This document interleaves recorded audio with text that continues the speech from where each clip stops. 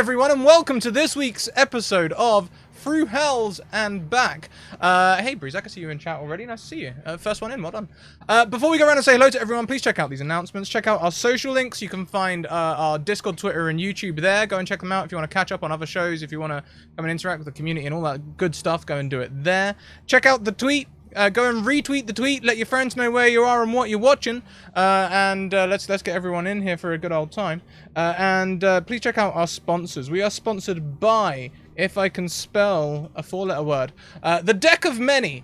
The Deck of Many, you may have heard of the Deck of Many things. I'm also going to tell you about their Deck of Many animated spell cards, which are currently for sale on discount on their website.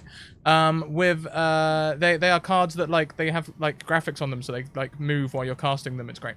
Also check out Mageham Press, who create supplements for 5e, or expansions for 5e, if you will, including Space, High Seas, the West.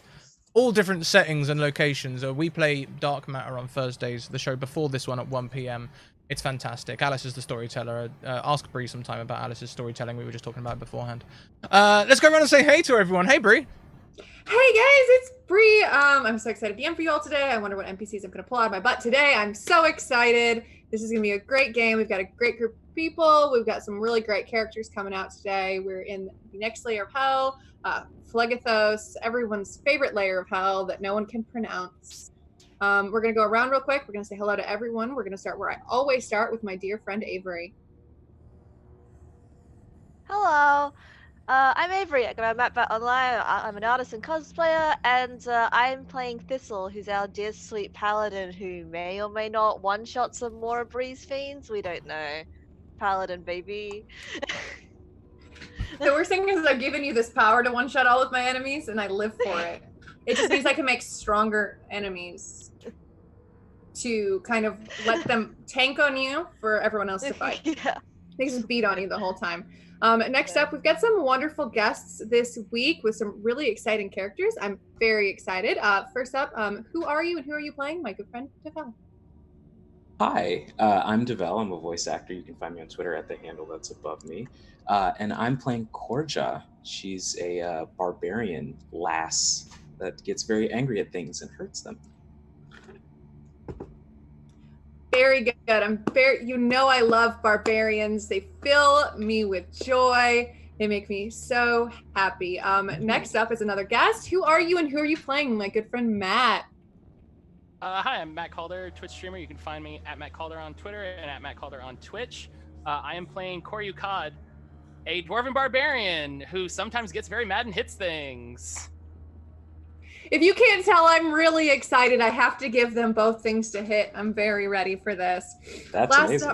I have a fear. I multicast without thinking about combat. I'm so excited. You can tell that Dan does not think about combat very often. He's always ready to bop, which makes me very excited. Speaking of which, last but not least, Scrap. Hello, I will be playing Dandelion today. I am a fey creature, a centaur. I am magnificent. And I am mostly a cleric.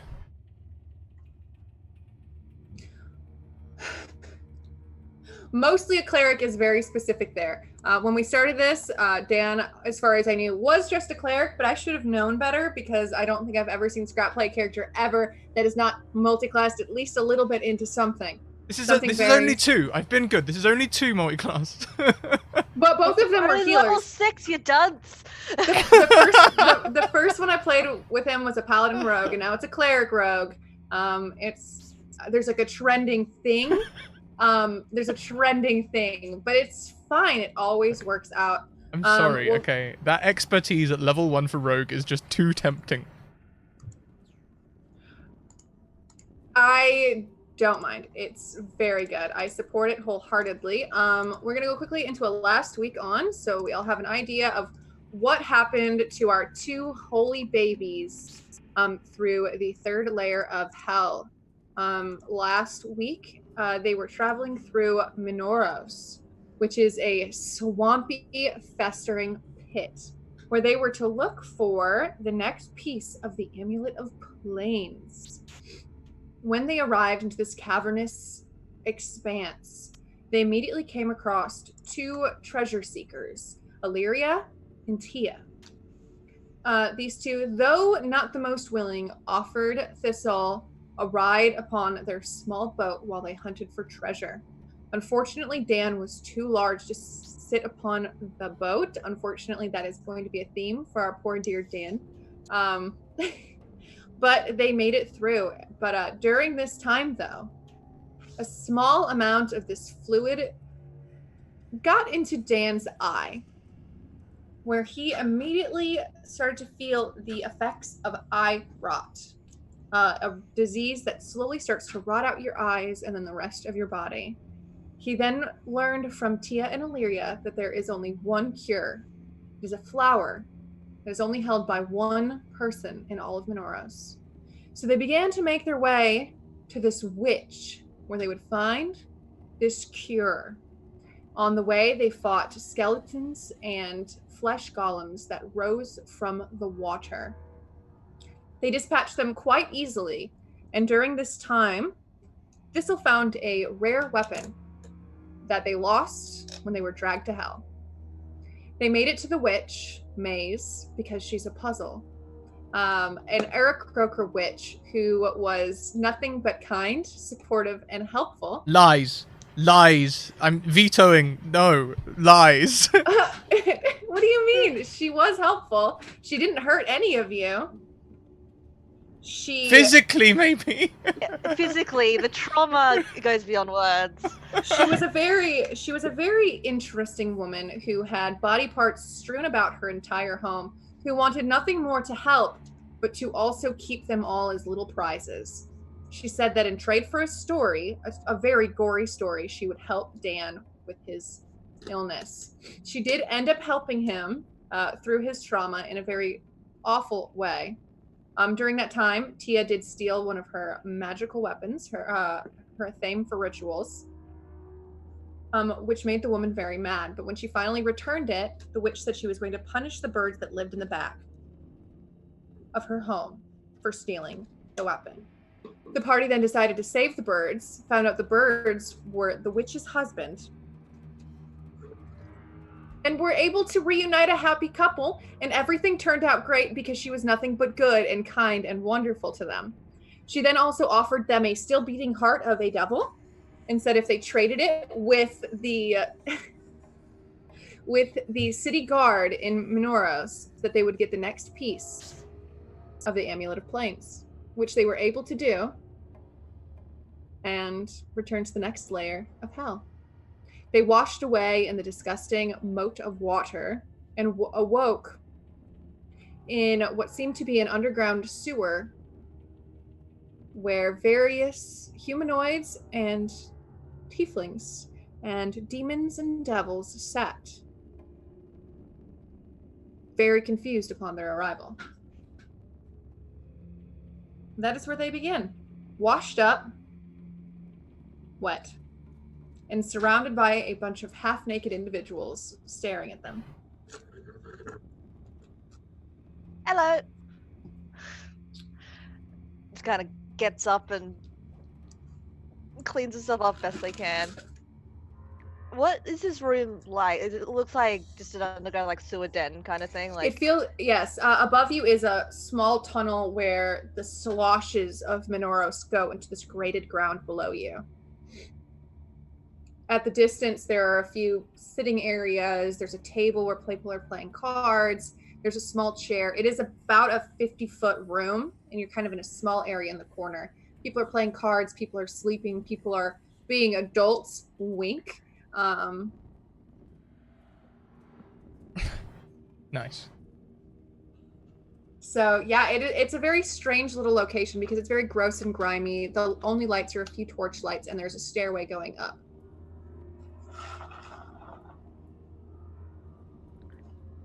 Alright, I think this Must was looking around, there's- very lost. There you go. I swear, everywhere we go, there's stairs. What? I mean, You want to take the lift, mate? do you have one of those? We do in the corner. We have a gentleman who has trouble with the stairs. How rude of us. I am Dandelion. This is Fizzle. Hello, bonjour, good day. How are you? I'm doing pretty good, and the person who stands up to walk to you is a bare-chested, very muscular man with a very light red skin. No horns though. He's very broad, around 6'4", and he kind of approaches wearing very small. Is it a shorts almost? Maybe Booty boxers. Yeah, they're kind of booty shorts, and he's got very muscular thighs. He looks like he could pick you up and chuck you like a football. If he turns around, do they say like, "Oh, thou nasty" on the back? Dirty boy.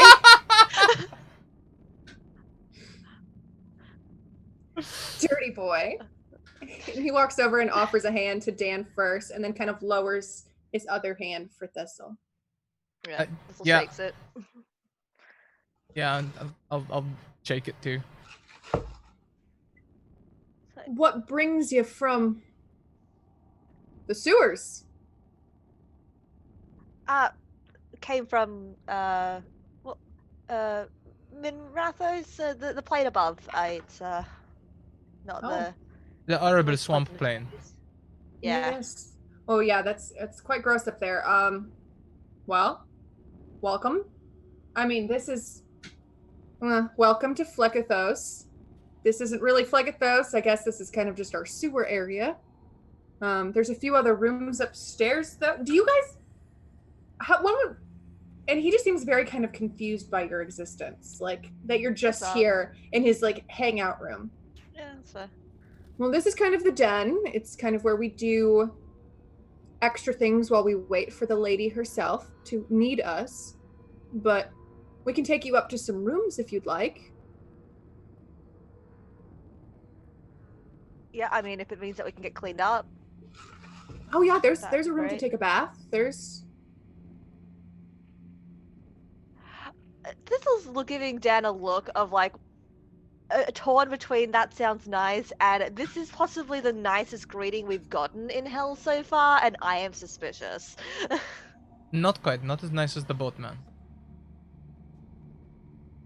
I wasn't there for the boatman, so I wouldn't know. Oh, Thistle never met the boatman. No, I never met the boatman. Yeah, I got greeted by getting like Body Really? slammed by demons. yeah, body slammed by demons. really, you missed out. The boatman, he had flowers. He kept a wonderful boat. I fell in. He wasn't too angry. I mean, the last plane did kind of have boats and flowers as well, but it wasn't that great, so I don't think I missed much.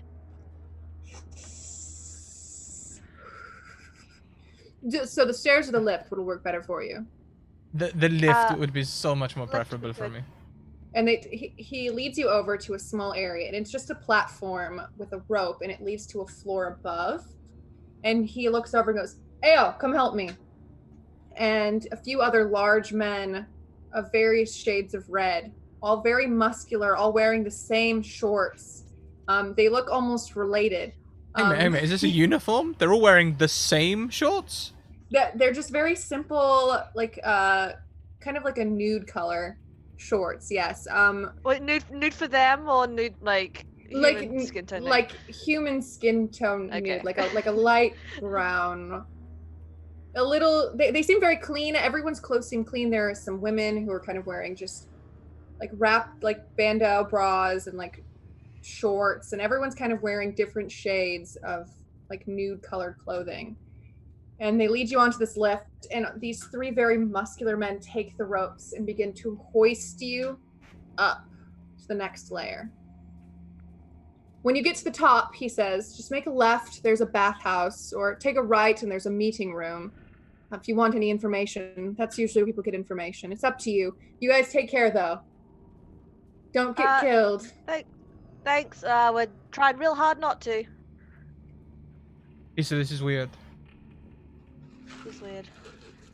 Just kind of peers back down again. Just looks at the general activities. Like, And they're kind of just waving. There are people who are acting in adult acts who are like also waving at you. They've stopped to wave.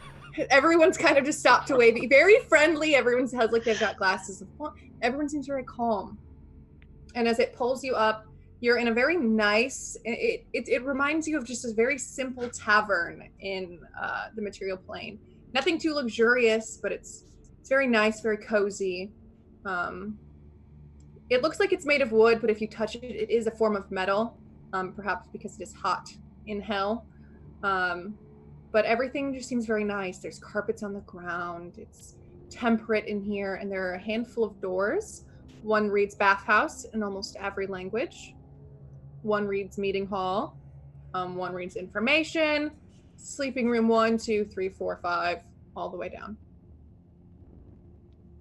Alright, well, so far this has been probably the most welcome that I've felt in hell, and I don't know how to feel about that.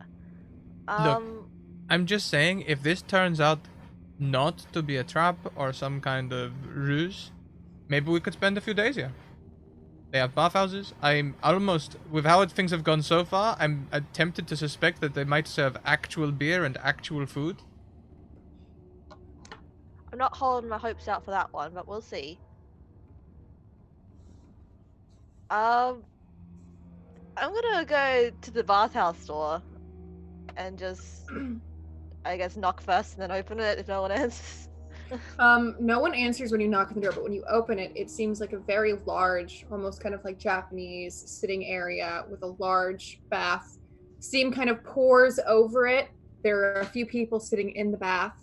It's very nice. They're all very attractive, very casually sitting, kind of enjoying themselves. Someone's eating what looks like to be melon, like cut melon, out of a bowl.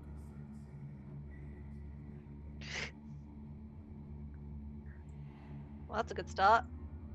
Is there like a space of the bathhouse to like get clean? Because I don't want to like be gross and get into the relaxation part of it, I guess. It looks like there are a few areas off to the side with like rinsing bowls, just like the large sitting areas to rinse and clean yourself. Is there anywhere with a hose? Because I can only do so much with a rinsing bowl. I can't quite reach all the way back there, you know. There are a few areas in the back corner where there's kind of like a pulley system where like buckets of water can be poured on you. I'm going to trot over there. I'm quite excited. This is our bathhouse episode. This is it. We've been waiting for one of these all season. Yeah. That's what everyone needs in hell, a bath. But yeah, Thistle's gonna go rinse off as well. Keeping just a wary eye out, but yeah. You both become immaculately clean. There are sponges and soaps. You smell fragrant. You are clean, and this is probably, you can even wipe down all of your armor. You are comfortable.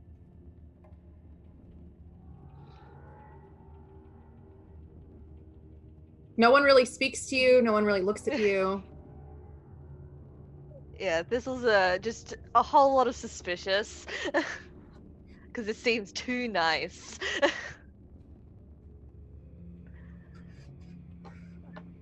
I mean, do you want to risk relaxing for a bit, or do we want to go get some information?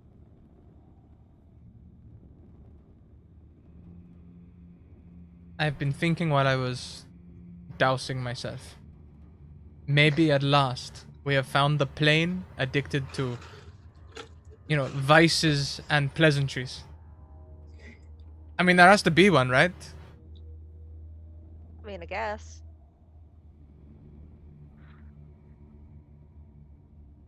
I'm not gonna get my hopes up for this time. I'm just kind of looking around like, I don't know what to think of all this, but it's nice.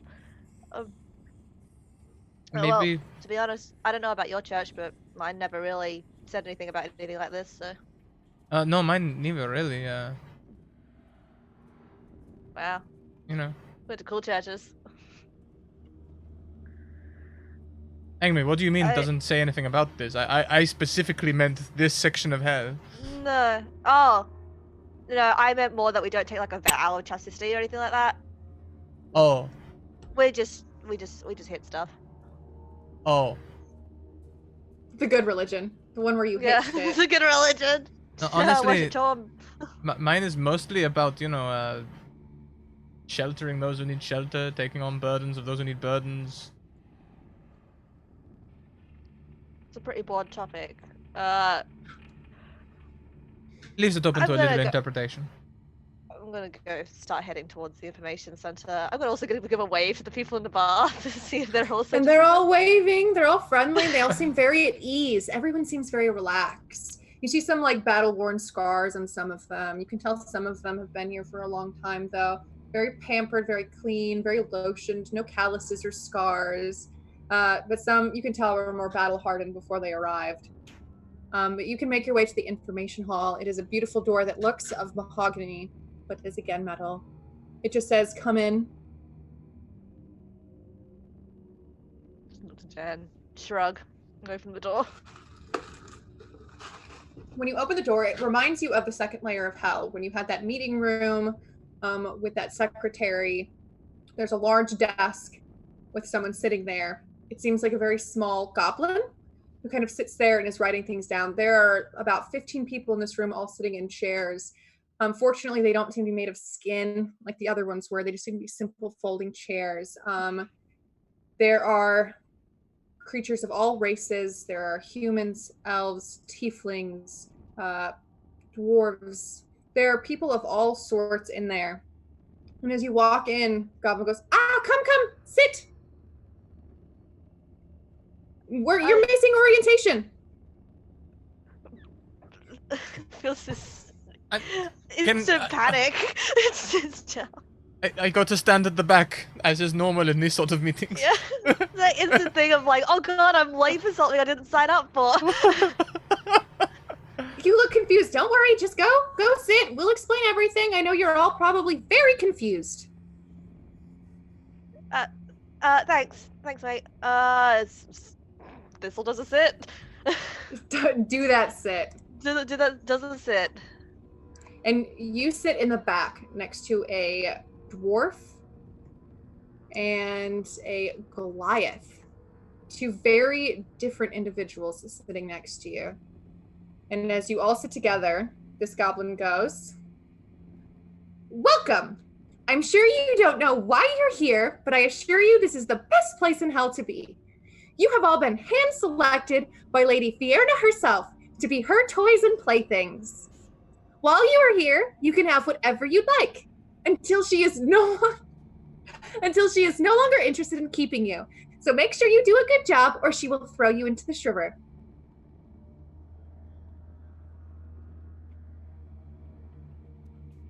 There's the other shoe. I was waiting for that one to drop. I'm sorry, I lost my shit at your sudden face change Spat, once you realized, like, oh, this is hell. Sorry. I had so many ops. Is that all we need to know? Cordia will kind of raise her hand. Yes, my dear. And what exactly does she want us to do, and how do we do it well? Whatever she wants. If she says jump, you say how high. You are officially hers property. Nothing more, nothing less. Right, this is a bit of deja vu. She has an insatiable hunger for love and lust. Keep her happy, we'll keep you happy. I don't mean to be pedantic, but if she was to say jump, do we really say how high, or do we just start jumping and then wait for her to say higher? The horse person has a good question. Yeah, I was thinking something similar. I feel like in the time it took you to say how high, that would be a problem. That is a good point. Fortunately, that's what I'm not here for. I'm just here to fill out paperwork. I'm here for orientation. This wasn't described in my job description. That's fair. That's for one of us to find out, and then the rest of us know going forward. Yes. Mm-hmm. So it's kind of like a learn from other people's mistakes kind of deal. And you see a few people in front of you kind of sighing with relief. Some of them like looking absolutely terrified. There's a very mixed bag of emotions around here. Yes. What exactly is this Shriver? What? Follow question. What do you mean? It's the Shriver, of course. We're real new here. Yeah. It's where all the bad boys and girls go.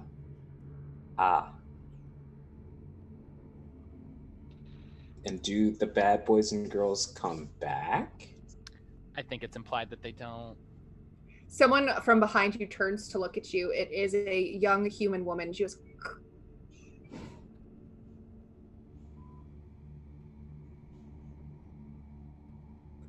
any more questions before I lead you off into your bunkhouse? I have a question. Yes, to the dwarf in the back. Do we get those nice, nasty pants? Everyone has their uniform on their beds. Pick the size. I'm really excited. Heck yeah. They looked really good. They do. She's very specific. Are you jealous you don't get to wear them? You have to wear a suit? Not at all. I've been here for about 700 years. Most of you only last about 100. I think That's this job looks security good right on there. them. Thank you. It is rather dashing, isn't it? And this little goblin kind of like all these compliments kind of just adjusts his little suit. It's a little black suit. He kind of just like, he's got a little earring and his ears kind of flutter in his excitement. Pension? Oh, I get paid great. I'm in hell and I'm not doing anything but sitting in a suit, telling a bunch of individuals that they will continue to be. That was a big hesitation before you said individual. Yeah, there was a lot There were a lot of pauses before too many words there. Yeah, I feel like there was a lot of times where you wanted to say something else, but you didn't want it to say it sound like too bad for us. Like, Yeah. Well, it's I not felt my like you were job. gonna say victims. I felt like victims was the next No, word. no, no. victims, eternally damned, you know that kind Yeah, there's a couple. I just prefer not to sexualize the people in orientation. It's not my job. That's Fiona's. That's fair. Okay. Well, of. Right. All right, are we I think we're ready to good. go? And he hops down off the desk and just kind of goes, opens the door, and starts leading you down a hallway. There are a few people ahead of you leading as everyone backs out. The human woman stays behind and falls back to you. She's wearing garb that's very dark, and she's got 2 daggers to her side, and she kind of slinks back. What the hell are you guys doing? You talk way too much. this nice goblin man. This suit. The nice Yes. guy. And now he's doing a gonna- good job. Yeah, and he's gonna go home and put it in his notes, and he's gonna go even Fiona and say you guys are talkative, and you guys are gonna have to talk to Fiona. Well, that's Is that maybe that's bad? what she wants. Maybe she wants somebody that's talkative. You want to be under the radar if you want to survive here. The longest person who's been here is 101 years, and you know why? They keep their mouths shut. That sounds like a boring 101 years. There's bathhouses and fresh fruit. There's soft beds. This is hell. None of I those didn't things have that you any said of those before things. that before when you said this is hell, none of those things were things that are normally followed by this is hell. Exactly.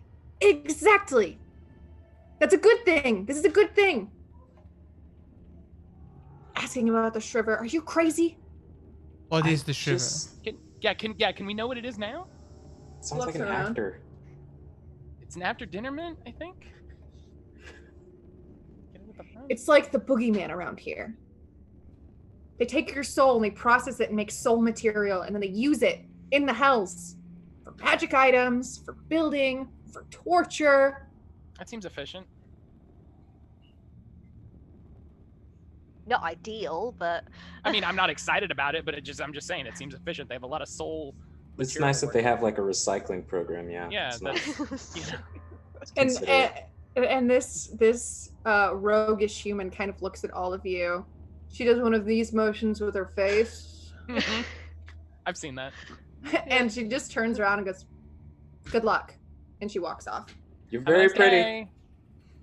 When you say that, she kind of pauses for a moment, straightens her shoulders, and keeps walking. Actually, I like your style. You're very complimentary. I'm a fan of that. Thank you. I've been told that I get angry, so I've been trying to be more zen in my You know, people say that about me too. interim That's interesting. interactions. I'm Corja, by the way. Corey, hi. Up here. Hello. Yeah, and I shake. Very tall woman. I love it.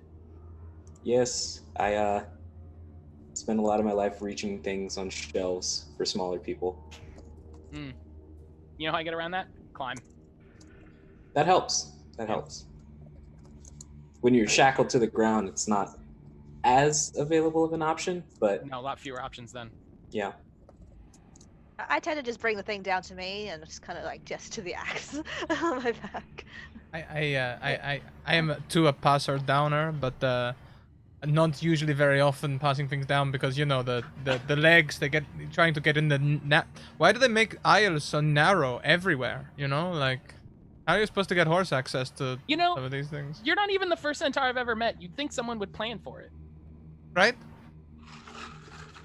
Just even for larger people. There's larger people in the world. Just make it slightly bigger. I'll extend a hand to the centaur fellow.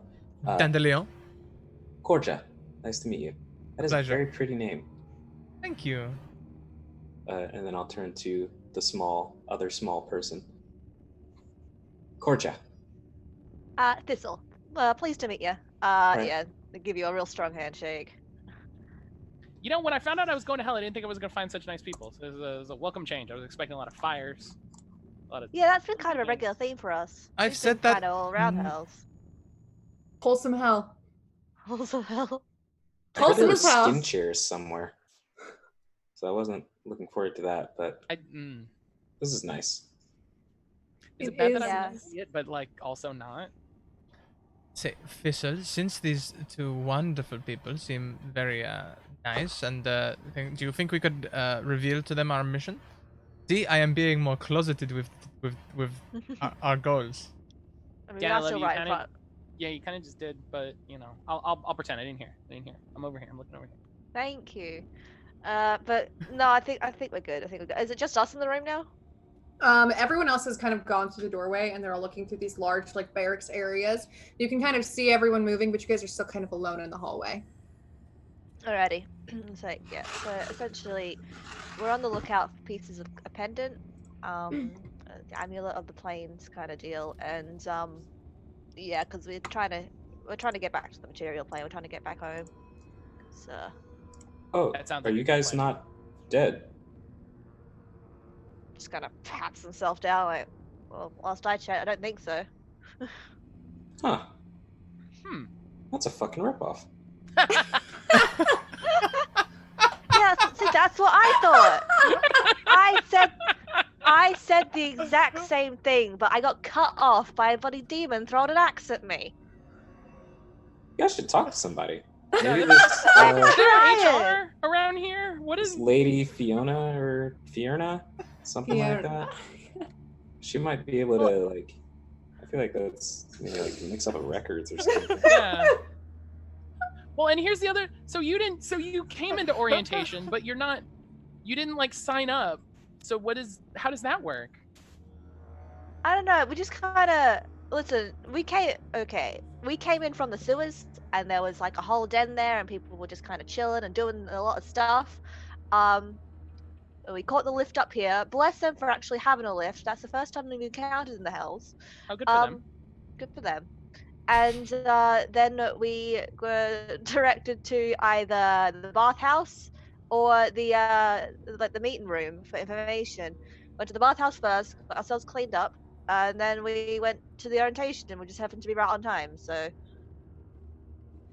Seems to be the I'm way gonna it be goes. honest. It sounds your trip here much better than mine. Much better than mine.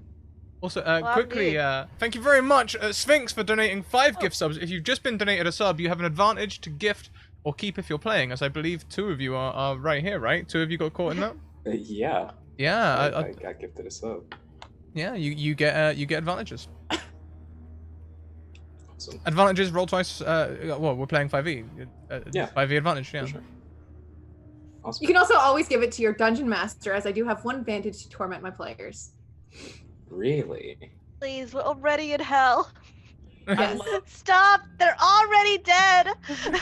So I love that we're on the same page. We're both just like, oh, we can give it to her then. Oh, that's. I mean, you can if you like. It's up to you. It's, you know. You only had to deal with it for one session. We're on the same wavelength here, pal. Should If we? you- Both pick barbarian. Both want me to torture Dan and Thistle. Wow. Should we try and catch up to that well-dressed small person? Yeah, it might be worth checking out the bunks at least. But if any of you hear some word about this amulet, can you let us know? Sure. Yeah, I imagine there's not going to be a lot of people talking about ambulance. Now to get my Surprised. booty shorts. And you walk in for your booty shorts, and there are different sizes of beds.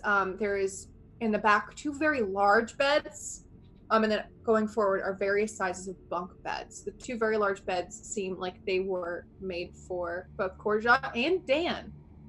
Thistle, there's a bed that is, the ladders are small and the beds are small. The top bunk is a little bit smaller than the larger one, but it looks like it would fit a gnome and a dwarf at the bottom and top bunks. Hang on a second, can I clarify? Did you say there was a bed made for Dan? Mm-hmm. It is a Dan-sized bed. I said, how does it look? Like, is it like L-shaped? Like, So it's a very That's large made out of bed, souls. and it is it has a hard base on the bed, but it is on the ground for easy access. And it doesn't seem to be made too soft or too hard. It cuts so that way you don't hurt your legs while getting on. The really interesting thing is the shorts that are on the bed. I've been wondering about this. Yeah, would a centaur wear shorts like this or like this? Dan, as you play him or play them, what do the shorts? How do the shorts go on? Do they wear them like this, or do they wear them like this?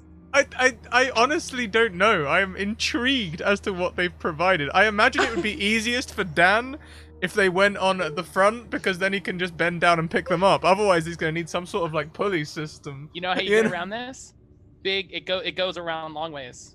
There's no Oh, Right. All 4.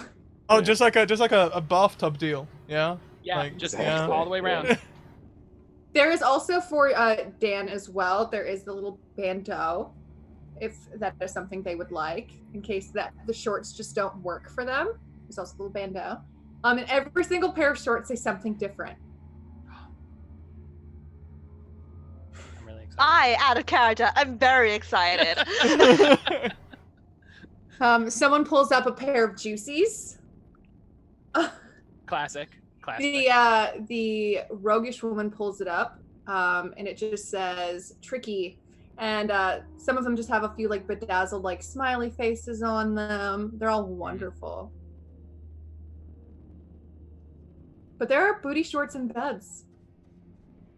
Corey immediately jumps out in the middle of the aisle, and he is not wearing anything except for the booty shorts. All right. What do your booty shorts say? I would like They them say to say fiery, Okay, very good. which is unsurprising. He's a dwarf. He has red hair. You see that it is naturally red, and he is just kind of he's not like twerking or anything, but he's definitely got his butt out and he's moving it around. He's like, I love him. Look at this movement. Look at this. Doing, Feels like I'm squats wearing and nothing lunges. at all. Yeah, it's Cordial. there's just all kinds of space in here. This is amazing. Corja will walk over to Thistle and be like, I think mine are messed up. They say thick, but instead of a K, there's another C. I think Yeah, they there's should like get a that fixed. You should talk to the goblin fella. misprint. No, I think that listen, I don't speak Infernal myself, but I'm kind of picking up a bit of the lingo, and I think that might be part of it. Corja, it's got 4 C's. C. It's like they messed it up on purpose. Thick. And Corja, as a point of note, just has like these shorts on and just like very tightly wound bandages around most of her chest, like this tangled mess of black hair that goes like to her shoulders. She's like, well, okay. She just like sort of walks back over to her bed, sits down. I have a lot of very cursed ideas for these shorts. I've been waiting for it, Thistle. What do your shorts say? No. I have a few ideas, but they're all awful. I'm so ready. But depending on, I think I'm going with little. Little works. Little works. Damn. Everybody's just Because like, it's it such a- just seems uninspired. It's just a descriptor. Like, Thistle knows. Thistle's like. I think on the very back part of these four leg short things, it says oversized load, escort required. Amazing. Oh goodness. And as you are all donned in your little booty shorts, the little goblin comes back. All right, so it's time for the first meeting. You 4. Lady Fiona would like to speak to you. Grab all of your things, and you're all dressed up. Very good. Let's go, let's go. See, she wants to speak. Right now? What did I say? Right now. Oh, okay. See, Corja, you did the thing. You said right now, and you said right now. Right. You can't ask the question. You got to do the thing. Yeah, and Corja would just start walking. Yeah. It's like doing the bendo up. It's like, all right. Just grabs stuff. grabs like armor. Dan hasn't taken off any of their armor yet. They're just holding the shorts, and they said no. Come on, Dan, we'll help. We'll help you. It's a two-person job at least. I'm keeping my armor and shield on. Thank you. Just carry the shorts with you. It's fine. And this little goblin leads you around and about and up and down, and you don't know where you've gone quite or how you've gotten there, but just trying to keep up with his very fast pace. The kind of tavern look kind of disappears, and it almost feels like you're running through almost castle walls. And you're led into a very large round room with a large circular bed, a throne, a beautiful little bath area, little chairs, a little vanity for makeup. And on the throne, kind of leaning like this, legs all up, is a woman who's wearing nothing but a corset, very small shorts, and thigh-high boots. She has little horns and pinkish red skin, and her tail, which is thin with a point, kind of flicks behind you. Bright hello. red. Yeah. I have an extremely important question. This Are you sure corset, this is is hell? it like a push-up thing or is it an overmove thing? Oh, it's a full push-up thing. It's... Hell yeah. Well, hello. And I'm going to do the horsey four-leg turnaround.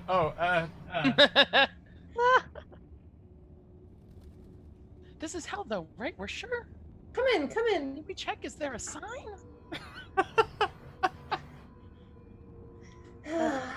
Hello, Thistle's not perturbed at all. This is like whatever. This I've is- killed other sexual demons before. Corey's It's trying fine. to get that bralette thing on. We ace. He got mixed up, and he thinks it's for him, and he's like, I don't think it's fitting right. Can you check? And can you adjust it? Is there an adjustable or? Oh, well, yeah. Just And while you adjust, move the hook down a bit. Yeah. Oh, there you go. Oh, yeah. Okay. Yeah. It just need one hook. There you go. it looks very nice on you, Corey. Oh, thank you. It's got a lot of motion. I'm a big fan. I wish I had these before. These are amazing. Very comfortable, I know. I designed them myself. You did a wonderful job. I do, always, with everything that I do. I like you. I like me too. I'm Lady Fiona. This is my layer of hell. I run it, I operate it. I am in charge of it no matter what anyone else says. This is my layer of hell. You're the first person to tell me that, and thus I have no reason to doubt you. So, Good boy. Now, you, and she points to you, Thistle. Yeah. You don't belong here, do you? Not. I guess not. If you mean that, I kind of came to hell by mistake. I guess. I think something. I mean, I've kind of been debating as to whether or not I belong here myself, but I mean, obviously, if you think not, and no, I'm talking too much. and you do kind of just ramble as she stares blankly at you. But that is precisely why I'm glad you've come.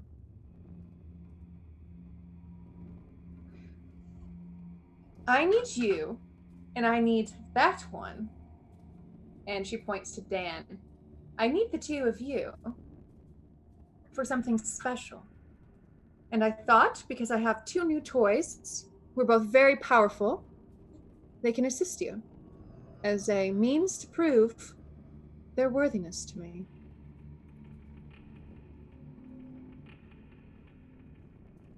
Oh, right. What's the job? Well, my father has been doing things without telling me, and I don't like that very much. And I want you to take a creature out for me. What kind of creature are we talking? And she kind of smirks a little bit. A demon. Can you kill the demons, Little Thistle? Yeah, I can kill demons, but it'd be nice to know exactly what we're going up against. I guess. Well, it is big, it is bad, and it is angry. This kind of a we'll know it when we see it kind of thing. It's big and red and has pincers, and it's going to try to kill you. Ah. Okay, Bree. Scrat. May I make some kind of roll on this to try and figure out what she's talking about? Because I feel like this is in my playing field, you know? I took that whole Inquisitive Rogue thing because I 100% in my backstory, which we're probably never going to reveal, so here it fucking is. I was 100% stealing books out of the forbidden areas of the library to learn about demons and shit. You know, Okay, so that's what do you where think I'm the at. best role would be for your character based on his knowledge? Well, I mean, history seems to make the most sense, but I don't really want to go with that. Maybe I could go religion? I think because they were probably religious books about hell, and you would have learned them from a religious standpoint, a religion would be a great idea. Thank you. You're welcome. 13. I just can't roll dice. That's okay. So you can't really think of the name, but when she says with pinchers, you remember an image of in the books of a great demonic creature of bright red with plated shoulder pads, like melted into its skin, claw-like feet in 2 sets of arms, very large muscular arms on the top with large pinchers, and 2 smaller arms underneath with hands. Great maw of teeth.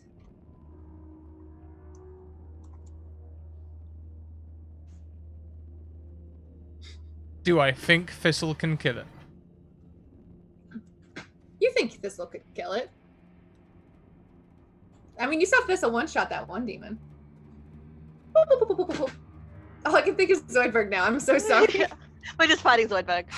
You need a monster, why not Zoidberg? I just choked on my drink. Hey. Third game Breeze almost died at. It's okay. Thistle, I reckon you can handle it. I mean, I've fought a lot of big things, some of them with pinches, so I guess maybe, and plus we'll have help. Just gestures to Corja and Corey. You both seem very strong. And you'd do this for me, wouldn't you? Corey? Yes. Yeah. Yes. Yes. Yes. What a good girl. Support Corja and everything she does. Of course, she can do no wrong in math. Because now I'm just imagining this giant gay sitting there going, oh my god, oh my god, hot. She's just like trying not to look. She's just like staring looking at a 1 feet wall. above her, just Exactly. Yeah. Yeah. It's like Just eyes up, trying eyes to up, just- eyes up. Living. In return, Thistle, Dan, I will assist you in one thing you need help with. And for you, Corja and Corey, you will become my very special guests. Upgrade you to private rooms. VIP package. Yep. VIP package. Does that come with Cinemax or? And she raises an eyebrow at you. I don't have a credit card, so I don't. Stop talking. Stop talking. Shh. I think it's working. It's part of the charm. Do you accept? Yes. I heard kill a thing, and that's not even a thing. Yeah, I just have one question. Do I have to wear the uniform while I fight, or can I put my armor back on? Because it's kind of important. Oh, you can put your armor back on. I just think you look cute in it. I think I look cute in it too. Still, facing the wall, holding on to booty shorts. I have just one question before we accept this helping us with one thing that we need help with. Are there any limitations, expectations, citations, or restrictions on that? When Dan says that, Fiona kind of chuckles and reaches into her corset. It's not something Dan sees, but everyone else does. And she pulls out I have put on the a blinkers. very small piece from her hand, from betwixt her chest. Something like this, Dan? I can't. Could you just hold it I'm away? not gonna say anything because I want Dan to look because I think it's very funny. Could you just hold it away just a little? And she just puts it right in front of her. Perfect. Is that what I think it is? Is it? Is it, Dan? Thistle, could you? Dan, are you having a problem? You gotta look up. Oh no, look I up. can't. Yeah, I can't really see from this vantage point. We need someone a bit taller. I think you can. Corja, can you see it? Can you describe it? Uh,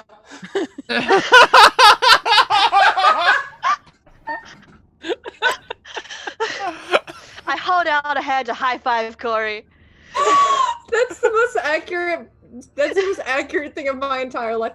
yeah. I relate to Corja in ways I can't describe. Dan will look. Turn And bright she's red. sitting up straight now, and she's just kind of holding it and leaning forward. And is it a piece of the amulet? It is. Yes, that would be exactly what I want. Thank you. Bright red. Even like the chestnut parts of his horse are turning red, which is, a feat.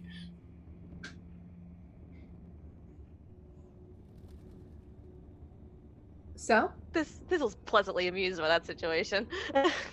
rest now for the night. Eat well. And in the morning, you are headed straight out to the Shriver. Oh. Okay. Very good. All right. I'm well, sure it'll be fine. I'm sure it'll be fine. yeah, I sure mean, we if we do this, I think a lot of people here will be kind of glad that we killed their residential boogeyman. So, Yeah, then what do we got to worry about? I don't answer the question. I leave. Give Fiona a little bow because I don't want to piss her off. So. And when you make your way out, the goblin is waiting. And what did she say? Corja will pick up the goblin and just like slightly shake him and say, "You didn't say she was pretty. She's very pretty. I wasn't ready for that." She's Lady Fiona. Of course I she's thought it was. pretty. I thought it was implied that she was going to be very attractive. You don't. But not that attractive. And he's like You don't being get to be the shaken. demon queen of a plane of hell, and not be attractive. I set the goblin down. And he's like, his suit's all like messed up, and he's just trying to like push it all back. Here, let me down. help. Let me help. No, you put the tail back in. Okay. I think a Don't lot of mess the with this. attractiveness comes from the Nice. confidence. Honestly, like she's just kind of sitting there, like everything It's else. the power. Yeah, that The serious power was power, half wow. of it. She is very powerful. Actually, she could have ripped any of you in half with her bare hands. It's amazing. Oh, I bet she could have. And I would thank Is you. there? I would have liked to see that. Honestly, that would have been impressive. Are there designated rooms, or does it matter? Well, there are beds in that room designed for you, in all of your sizes and Oh, most comfortable right. attires. There is a mess hall where I can feed you before you go out. I like And- it. You said you just mean like there's meals. There's Okay. meals. I'm not going to Okay. actually feed you. Okay, I thought it was part of this thing. I'm a little confused. Corja's little like confused. vaguely disappointed after he says that.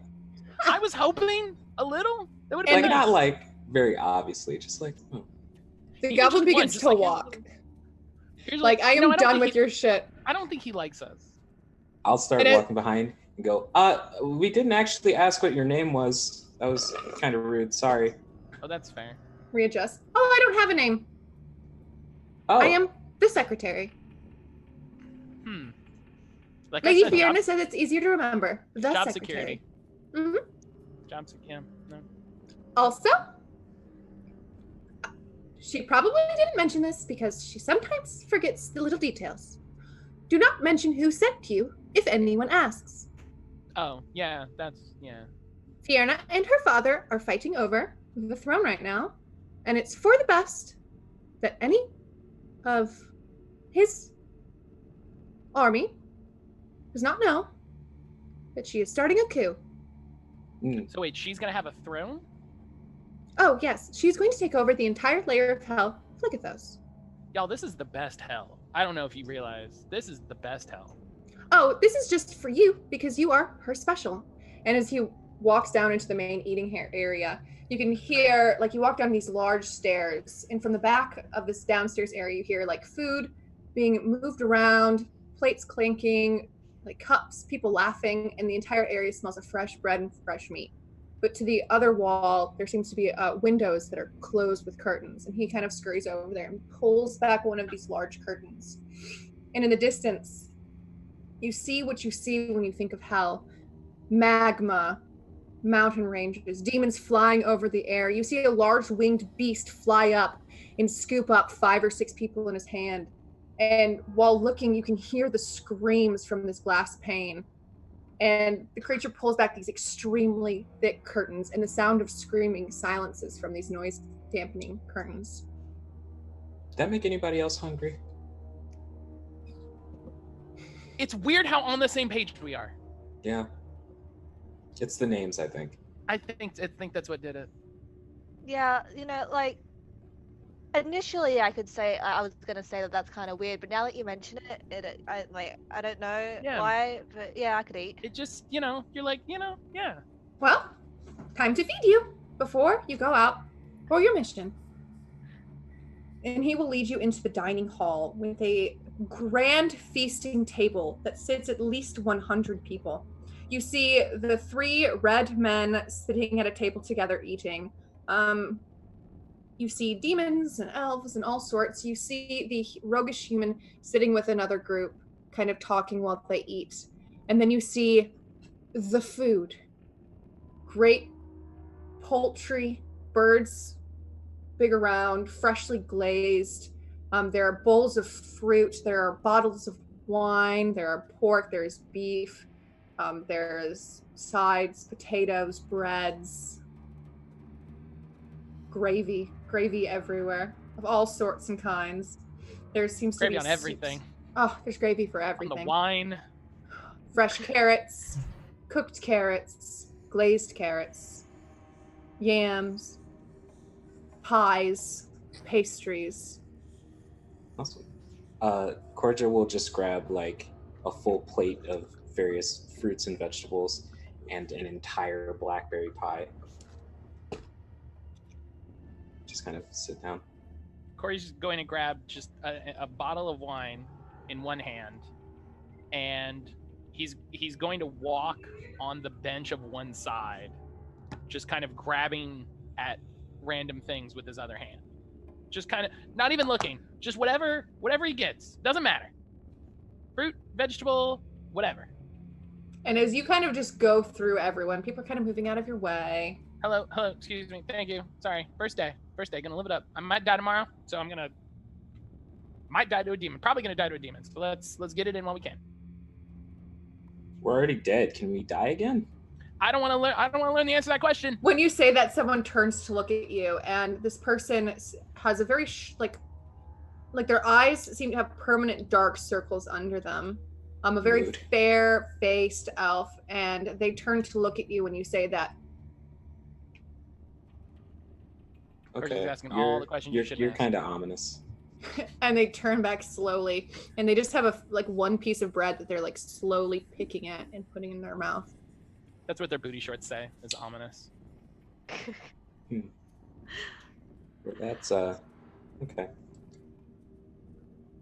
Dan, well, food? I will just take a small loaf. I'll There is grab raisin it, bread, yeah. there's cinnamon bread, there's regular bread, there's honey bread. Got Orange Julius. I didn't know they still had that. Thistle grabs like a plate of food that is unreasonably large for like a regular person, let alone Thistle. But they sit down and they don't seem to have any issues with it.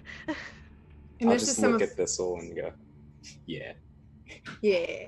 This is some of the best food you've ever put into your mouth. It all tastes like it just came fresh from the ovens.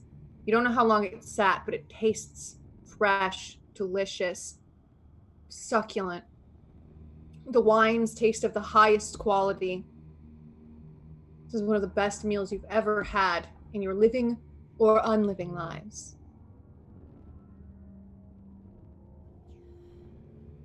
After about 20 Corja. minutes, I'm Okay. sorry, go ahead. Is the secretary still around, or did he sort of vamoose? He vamoosed. It is now Okay. just various members of this brothel of sorts. I will grab another pie and sort of like, I'll lock eyes with anyone who seems to have the vaguest of problems with that. Just grabbing another entire pie and going back and sit Bend down, pick it up. Eye everyone that's looking. Yeah, This is my pie. and just sort of, Yeah, as you eye everyone down, you see like a finger gun from Thistle. It's like, yeah. yeah. Yeah. After about 20 minutes, Corey's kind of like dance walking down the middle of the aisle with a completely different bottle of wine in his hand, and he's singing an off-kilter tune about fighting demons and eating food and living life. And everyone seems pretty. Shiver. Everyone seems very full of joy and very happy and very excited, and everything is good. And you eat yourself to that food coma level, if you so choose. I know Dan only had a small loaf, but everyone else eats themselves into a comatose-like state. You can continue to eat, and as the food begins to grow low, someone returns with more, and you can just keep eating and eating and eating, and it's so good. And then you grow tired, and you grow weary. Do we all go to bed for the night? I will take a pie with me to my bed. What kind of pie do you take to bed with you? Let's get like a nice like raspberry pie. That's gonna be Just messy. hitting all the berries. Yeah, it is. Gonna And go she's not even gonna finish it either. She's Yeah, very good. like, face down into this pie. And you Very take your. good. I'm done. I quit. You take Oh the my pies to goodness. bed. You take the wines to bed. You take yourself into this small room with bunked beds for you, and non-bunked beds for those who don't fit in the bunk beds. The room seems to only hold you, the roguish woman, and another person who sleeps atop her bed. This small bunk room is now full. They are both asleep already when you arrive. I will say, Thistle knows to not overeat before a battle, so Thistle knows the limit, so they are that nice level. They haven't eaten themselves sick. Good. Oh, yeah, can I see who's on the top bunk? Are they an important NPC? You would say that they probably don't matter. Okay. Corey, without talking to Thistle, is going to get on the top bunk and lay sideways, so his arms and legs are dangling off. The bed, yeah, the bed is a little too small for the dwarf, but kind of hangs flailing. No, literally, no, perpendicular. Oh God! So head over, arms over, Yeah. legs Yeah, over. just he climbs up and then just slumps right onto it. Does Corey snore? That's the question. In that position, Uh, probably. Yeah, I don't think he Probably. knows. I don't think he knows the answer to that question. That's a I think question of course- for everyone else. I think if Corey starts snoring, Thistle is absolutely just grabbing legs and just hoisting them up and then Yeah. going back to bed. Right, and you can all go to bed for the night. Is there anything you discuss before we? Dan is feeling a little guilty, so Dan is going to eat their small loaf. Then they are going to. They're going to say a little prayer. Aww. And what is the prayer?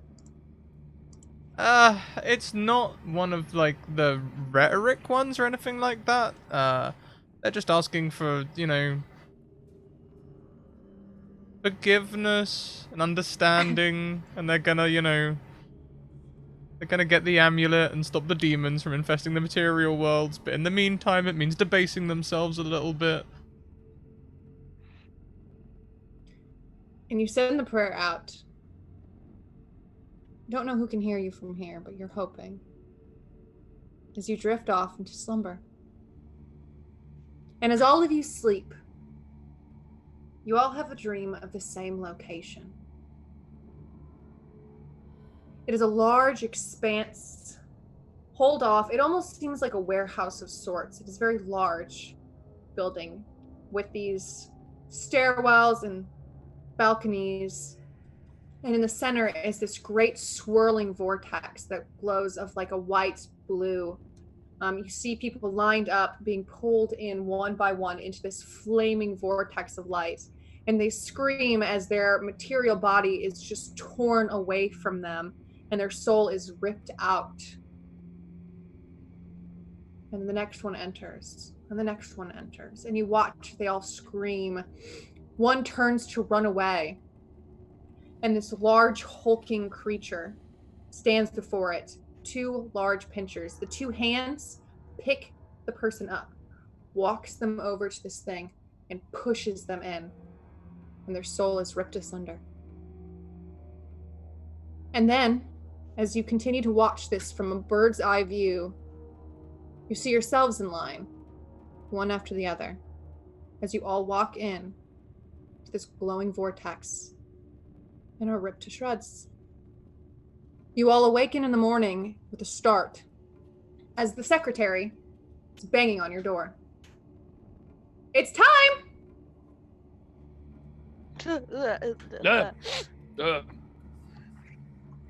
Uh, 5 more minutes. No! It's time! Lady Fiona said so. Huh? And just jumps up. I guess that answers my question of how do you tell time in hell? She'll tells you like what time grab it the is. sheets and like wipe raspberry jam off her face. I do appreciate the image of Cordia like waking up and then the pie falling like- off. Yeah, he's just blowing off. Oh god. Yeah, Thistle's up. Thistle ties the hair back and immediately starts getting into their armor. I think Dan slept standing in their armor. The bed looked very nice, but habits die hard. And habits do die hard. Everyone else feels great, though. I don't know about everybody else. I slept great. Ugh. I mean, I think that pie gave me a weird dream. Really? I think I I don't think I don't remember dreaming. Well, I sleep pretty soundly though. What kind of dream? Because I kind of had a weird one myself. Besides, like, getting ready. Getting like, yeah, ripped apart by large crab. Oh. Oh. Oh, is that not what Yeah. y'all always dream about? Is getting ripped apart by giant demons? It's and stuff? usually not that far off, but there tends to be like floating eggplants sometimes. It's kind of weird. Might want to talk to somebody about that. But I mean, I guess you're in hell. Who really cares? Therapy's healthy. Hi, You it's ready? Mental Health Awareness Day. Everyone see a Mental Health therapist. Awareness Day, Yeah. yes. This is our segue on the Scratticus Academy, where we say that if therapy is Exactly. an option for you, please seek it because it is good for everyone. Yes, be And if loved. you're in the Hell UK has and you need it, it's free. Yeah. Be kind to yourself and those you encounter. Now let's go kill this crab thing. Yeah, let's go. Let's go meet Yeah, this let's crab go. demon and kick it in the face. Yeah, commit some murder. And the secretary leads you out of your room and leads you back to the great windows Oh, not that a- you saw. Not And again. instead of pulling back the one with the window, it pulls back one to a door. Oh, okay. From here, you will go to the pit of magma. From the pit of magma, you'll cross the pond. The expanse of bodies. From the expanse of bodies, you should find the Shiver. Okay. Pit of magma. Expansive bodies. The Shiver. Yes, and that is where the demon will be. Got it. Nailed it. Alright, well, just kind of lowers their voice a bit. Say, alright, so there's kind of a fight between Fiona and her dad going on at the moment. Is there a way to tell, like, who's on Fiona's side and who's on her dad's side? Because I'd hate to kill any of, like, if they try to attack us, I'd hate for us to kill any of Fiona's generals. Do they know that what we're doing? If anyone tries to kill you, kill them first. That's all the advice I have for you. Alright, well, I have no more questions. I actually have that tattooed right here, and it's just if anyone tries to kill you, kill them first. I'll lean down to Corey since he seems like a kindred spirit, and I'll go, is this way simpler than like life was to you? Yeah, this seems great. Yeah, this is weird. Eat yourself sick, hang out with a hot demon lady until one day she decides that she's gonna feed you to an evil tornado. Gosh, she's so pretty. She's really pretty. That's not, you're not wrong there. Do you want think to go she say hi? liked Should we me? say hi before we I didn't leave? really say anything. Should I have said something? Do you want to text her? I could probably ask secretary text her. No, she's busy. You think she has Snap? Okay. She probably has Snap. Wow. You seem to know very well how the gay women live. I would text her, but she's probably busy. Yeah. Kindred soul. She's like a king. She's running a kingdom. Like, no, out of character. I literally told a girl that I loved her, and she's like, she probably just likes me as a friend. That's just how the gay women work. It's just I have a lot of very wonderful gay women friends. Yeah, we all have that same kind of mindset. Yeah, probably too. Yeah, same kind of mindset. Fucking useless. I've seen those memes on Facebook. Useless. That's why we're kindred spirits. My God. But while you have this kind of debate, the secretary just pulls open the door for you. Don't disappoint her if you want to impress her. Yeah, that's what. Okay, no, I know. Yeah, but that checks out. Yeah, they're the opposite. Okay, that's fine. Yeah, let's go. Like, he's doing his job. He's all right. I'm not gonna give him crap. Hoist that axe and the shield, and let's rock and roll.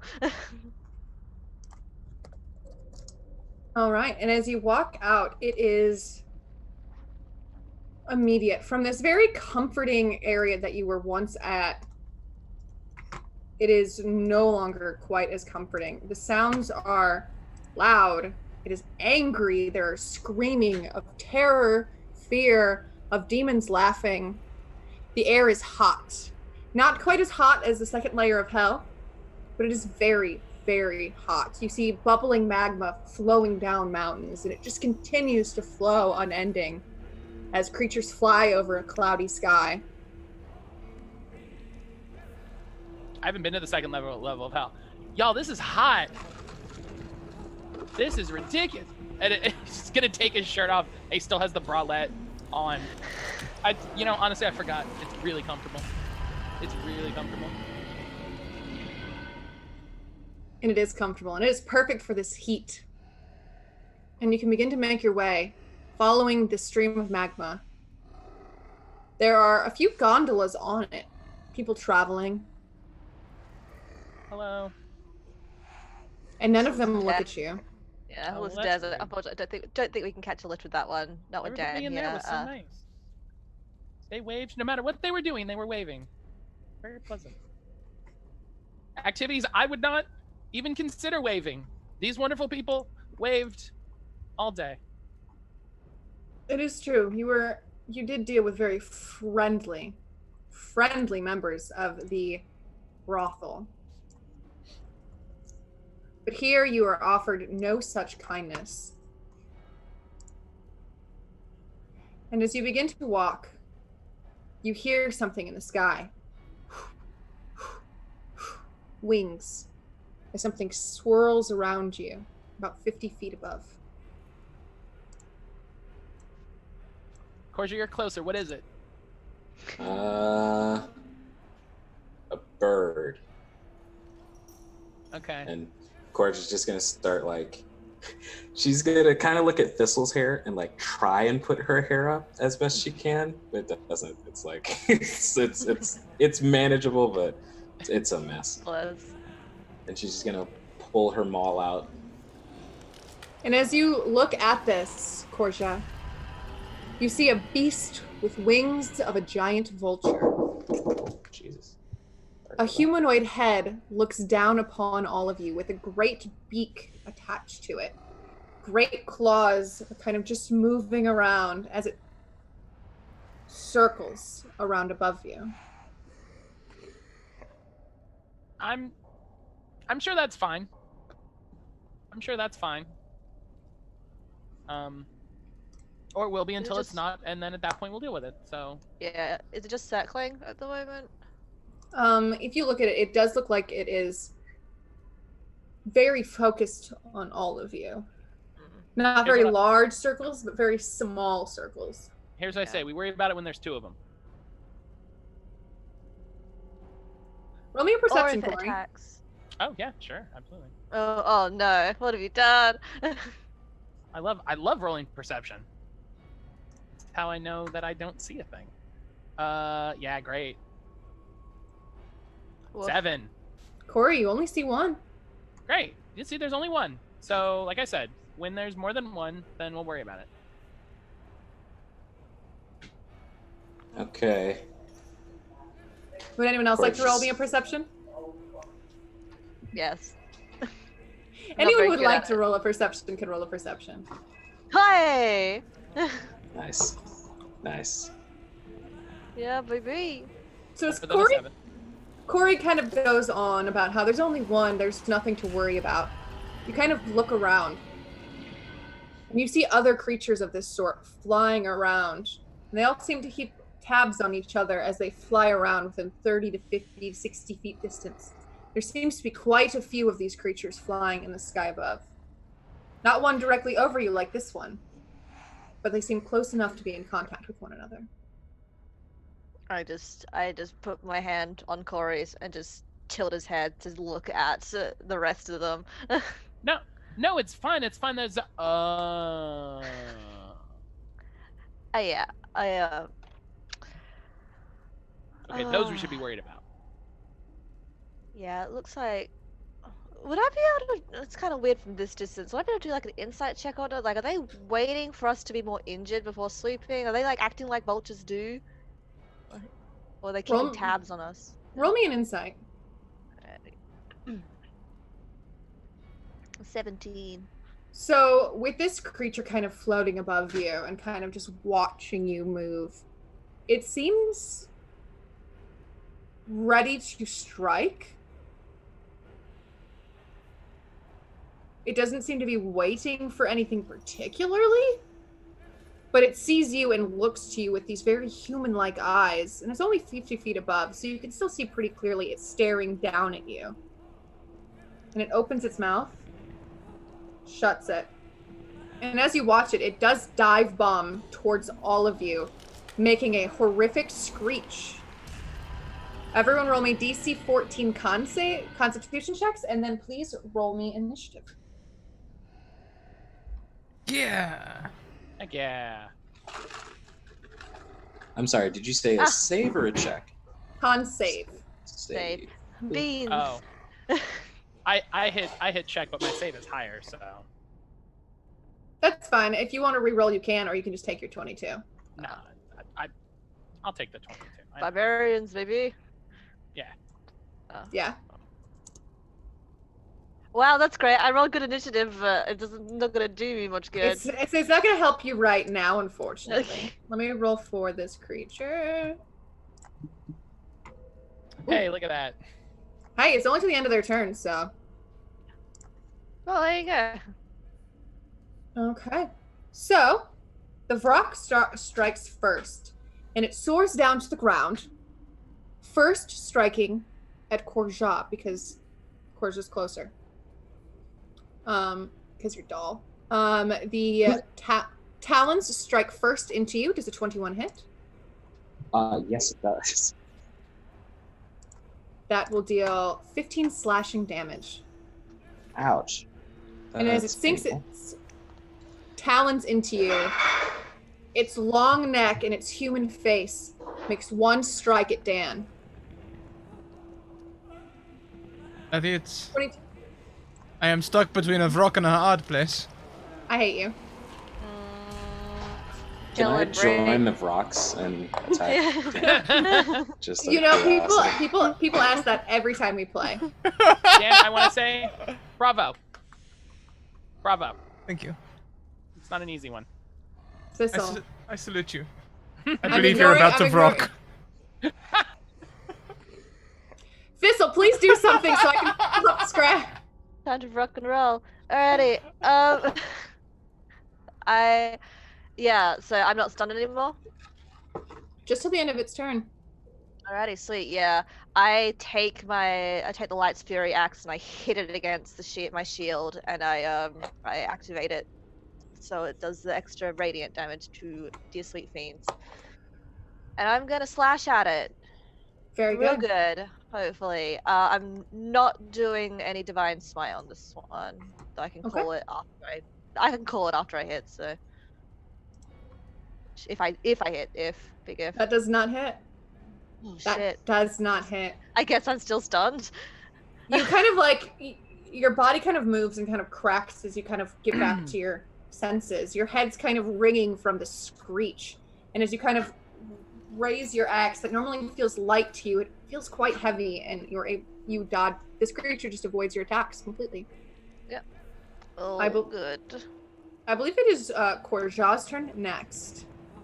Okay. Korja.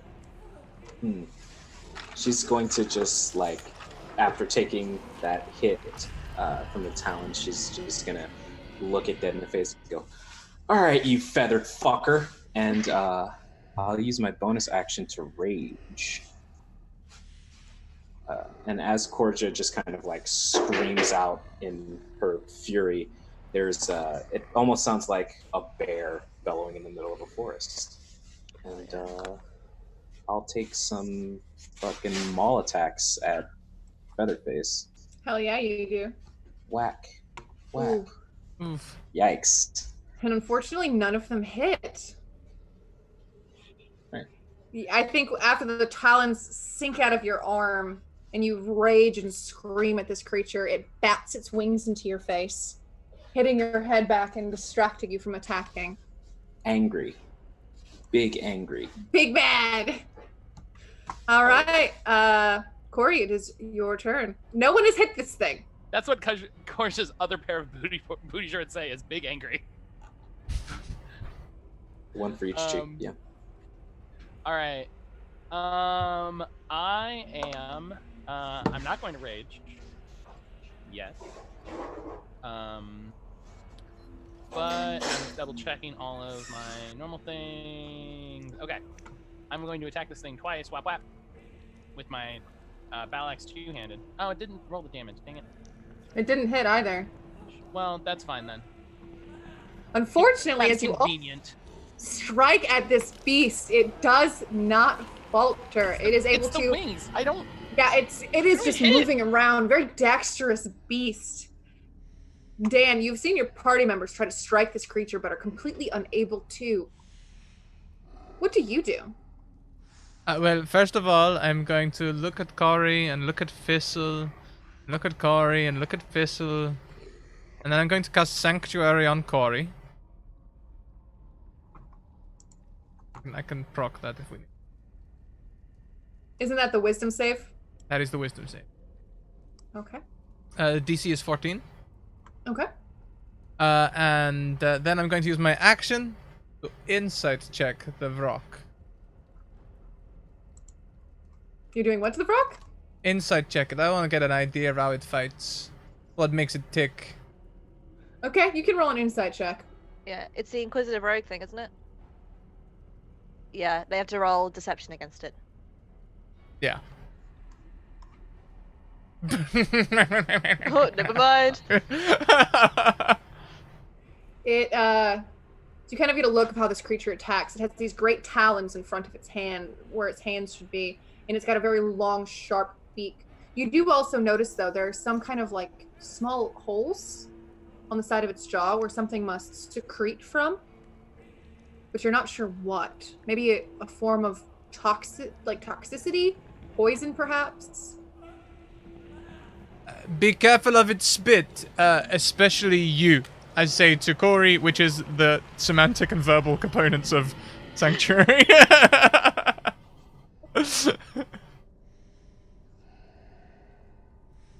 I'm done. That's my action and my bonus action. All I sit right. pretty. And this creature, as you say that, turns to face you, and then its head turns to the one you were pointing at. And it is going to make a beak attack at Corey. It is going to make a wisdom save first.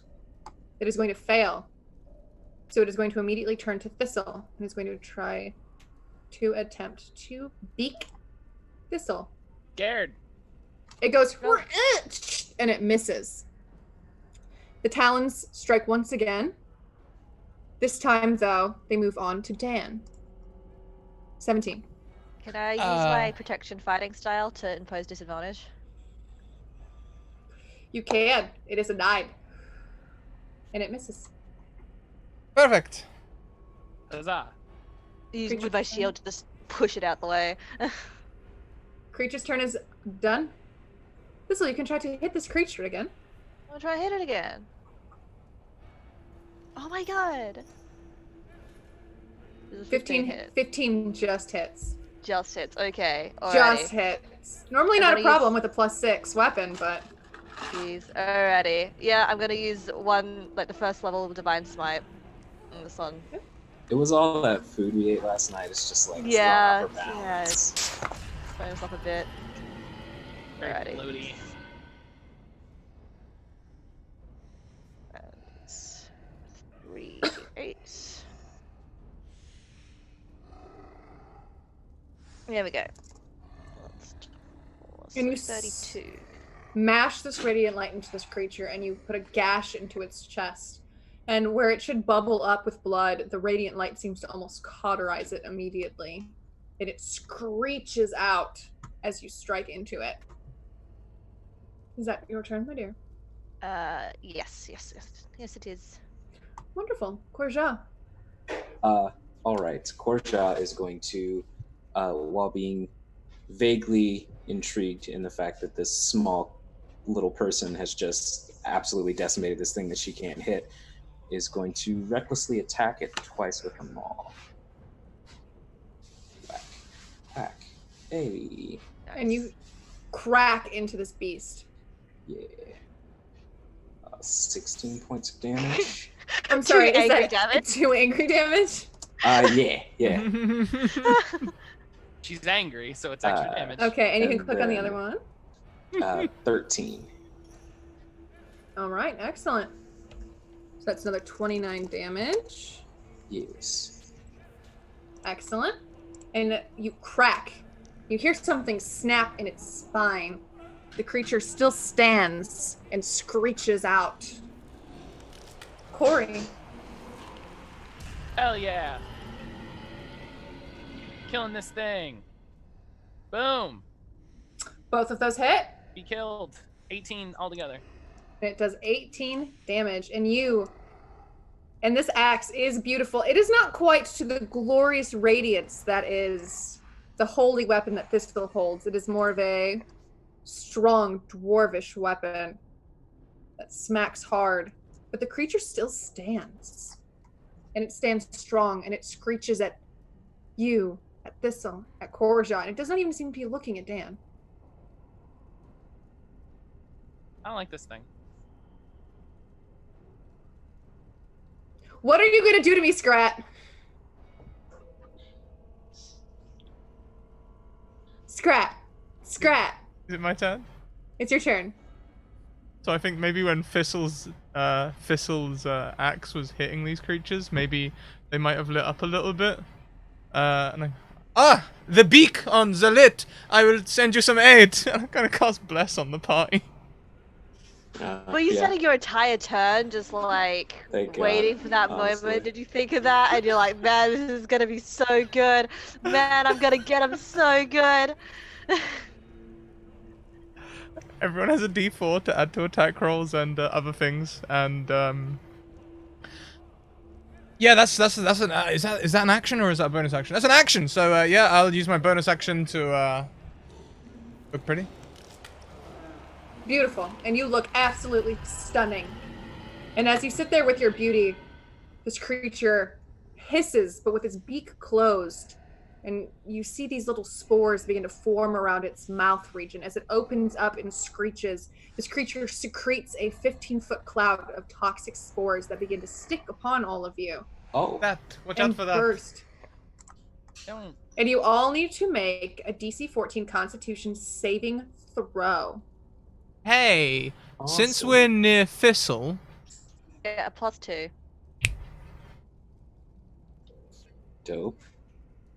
And plus Not Oh, going to- wow, he's not gonna help us. Damn, that shit sucks. yikes. It's a poison though, yeah? It's not like a disease. No, it is a poison. So at Okay. the beginning of your Okay. turn, you take 1d10 poison damage. Alrighty. Yeah, because I'm immune to disease, not poison. Boo. It is now Thistle's turn. So I'm going to roll the d10 for the damage that you take. Oh, maybe if I do this right. You take 1 point Yay! of damage. You can take your turn. At the end of your turn, you can roll another saving throw. Okay, is that the only way it affects me? It doesn't give me disadvantage or anything like that? concentration. You're all still blessed. Yeah. Oh, I'm the only one who takes that damage. Yeah, that's not your damage. That's Oh. just one scratch. Yours will come on your turn. Oh. Yeah, I had to roll again. That's so good. But yeah, I'll hit it twice again, hopefully. Okay. And it's plus a d4 on each of those, right? Mm-hmm. Alrighty, well, If one you- of them doesn't need it. Or is it just 1d4 that you can get to hit? Is that how it works? Just 1d4? Or is it- It's 1d4 on each of the rolls. isn't it? Plus 1d4 to any attacks and saving throws. Yeah. Yep. It doesn't matter anyway, it didn't roll high enough to hit the 15 DC. Before the spell ends, lasts up to 1 minute concentration spell. Yeah, so 10 rounds. Excellent. All right. So you can take the damage for the second attack. Alrighty. Yeah, I'm just gonna hit it. 9 damage. Okay. This creature still stands. Would you like to make your roll, your Constitution saving throw roll? Yes, please. Jeez. You can add bless to that Yikes. as well. Oh, okay. Yeah. Well, Well, with the DC, it's not gonna hit. Yeah, DC DC 14. 14. It's not gonna hit it. Okay. Alas. Oh wait, Or it should might. you- Wait, so 9. No, it still won't hit it, even with that +2. Math is hard. Close. Corja, you are able to wipe these spores off of you. That was disgusting. Die, you Oh. fucking chicken. And I will swing 2 more times at it. I Well, love, Recklessly. Yeah. I love raging Corja. Grr. 22 and a 21. excellent. Yes, both of those hit. Whack. Whack. I love this energy. Thank you 24 very points of much. damage. The Maharishi, who has donated an automatic success, let us know where that's going. Thistle! Yay! Corja, how do you do it? So she's just going to, sort of frustrated at not being able to, or hardly being able to hit the damn thing, she just grabs it by its neck and squeezes for a second. And then when she feels it's starting to go lax, she just lifts it up in the air, and as it's coming down, just baseball swing across into a pool of magma. And it kind of zooms about 10, 15 feet, and it crashes into the magma, and it rolls into it as almost this magma is pulling it in, and it bubbles and screeches, and the creature, and its very last moans of life, as it is gone and completely sucked within the magma. The rock is dead. The other creatures, though, begin to swoop around in larger circles, making shrieking noises and heading towards the area of magma where its fallen brethren has just fallen. You are out of initiative. Dan and Thistle, roll me another Constitution saving throw.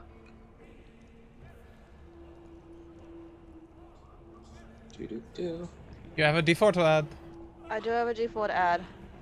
You had an automatic success as well. I do. Yeah, you know, fuck it. I'm using the automatic success. I'm tired of this poison bullshit.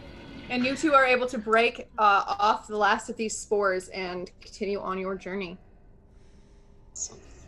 Corey's Like, I gonna think that, jump and like chest bump Corja, like, yeah, that was great. Yeah. Corja definitely goes like way too hard into it, like still raging. Oh yeah, I get knocked, like land on my head. I'm like, I love it. And she like turns to you, Thistle, and goes, "You, that was amazing. That weapon is very cool." Yeah, I'm kind of glad to have it back. Hey, thanks. Not too shabby yourself. And just gestures up to all these like rocks that are circling. So I was like, "That's our cue to leave. I think we should get a bit of a move on." I will kill That's a all great of them. idea. And this I Corja's don't doubt beating that. her chest. I don't doubt you, but we gotta save our energy for our the big one, the one with the pinchers. All right, I have my shield up and I'm going. And you dash past the magma to what can only be called the expanse of bodies. It seems like a war zone. Shredded corpses everywhere. You can't avoid them through your steps. You see these rocks, other ones, not interested in you, as they begin to scoop up bits of flesh and fly away. You see maggots crawling about the size of your head, kind of moving through these bodies as you make your way. And you see that this pile of body leads to this one grand building in the distance with a glowing light that beacons from the center of it into the air.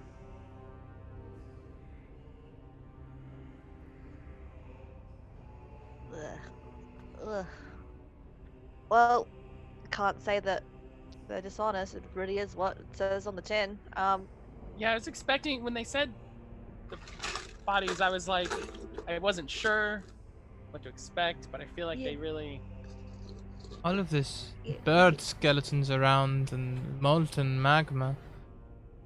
I guess they built this city on Vrox and Royal.